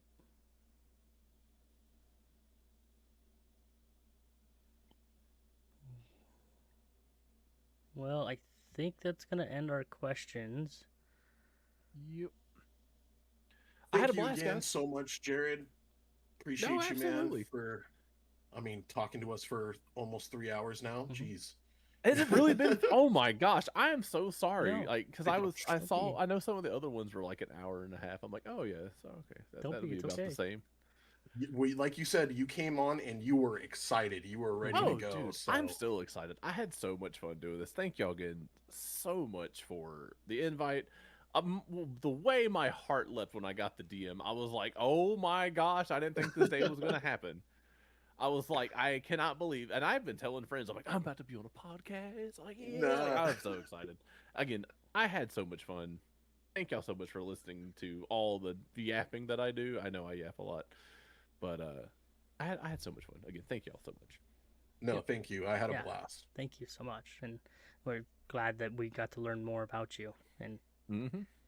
more about your And I'm life. happy I got to learn about y'all, and I'm glad y'all got to see the potato. I've been In holding the this potato the potato. whole time for people who are not here in the beginning. This is my mic holder, so yeah. Eat potatoes, eat The your vegetables, potato. kids. Like Eat your Bob Barker say, veggies. spay and neuter your pets. So yeah. No, Well, I had an absolute blast. if you guys aren't following Donut Rips, please go follow him. He's on a road to 1,000 followers. What are you at? 652? Something like that. We're in the sixes. We're getting there. It's We need to bump up those numbers. Absolutely. yeah. I've hit a little bit of a dry, not a dry spot. I get a few tricklers in every now and then, I get it. but yeah, it's we're trying to get to 1,000. We're definitely doing a giveaway at 1,000 whenever I get there. Mhm. But it'll just be another commander deck and maybe some other goodies. We'll see. Hey, did you hear him? He had a whole closet full of commander decks. Whole Yeah, closet. I got at least like 5 of them. I think Ye- at least the 3 I know for sure that I'll give away. But yeah. Oh, Yeah. and one other creator I do want to shout out for inspiration real quick. I just thought about it. Is Magic Addict 24. Hey. Love the questions of the day. His style of delivery is amazing. They He's- always crack me up. I just remembered who it was. I was trying to remember the other person's name, and that's who it was. So yeah, memory kicked in. He is great. He is a whole lot of personality to it. I love it. Mhm. Mhm. Oh, he cracks me up. But again, thank y'all so much for having me on. Yeah. This Yeah. has been a blast. It's been a very short 3 hours to me. Oh, Again, just looked up and I was like, yeah, we've been on for 3 hours now. Jeez. Sorry, but not sorry. I had fun. it's all good. If But I didn't have fun to be different. thank you everybody for hanging out and watching for as long as you have. I appreciate you guys for hanging out with both me and Kevin and our good friend Jared. And just a reminder, Yep. please do go follow and share our official TikTok channel, Mixed Results Mhm. Podcast. We are trying to get it up and hire in the followers so we can get it and start going live on there instead of my channel. So please go share it, go follow it, get it up if you can. But thank you guys so much. We appreciate you all, and have a great night, guys. Bye. See you Yeah, next have a good one. week. Bye.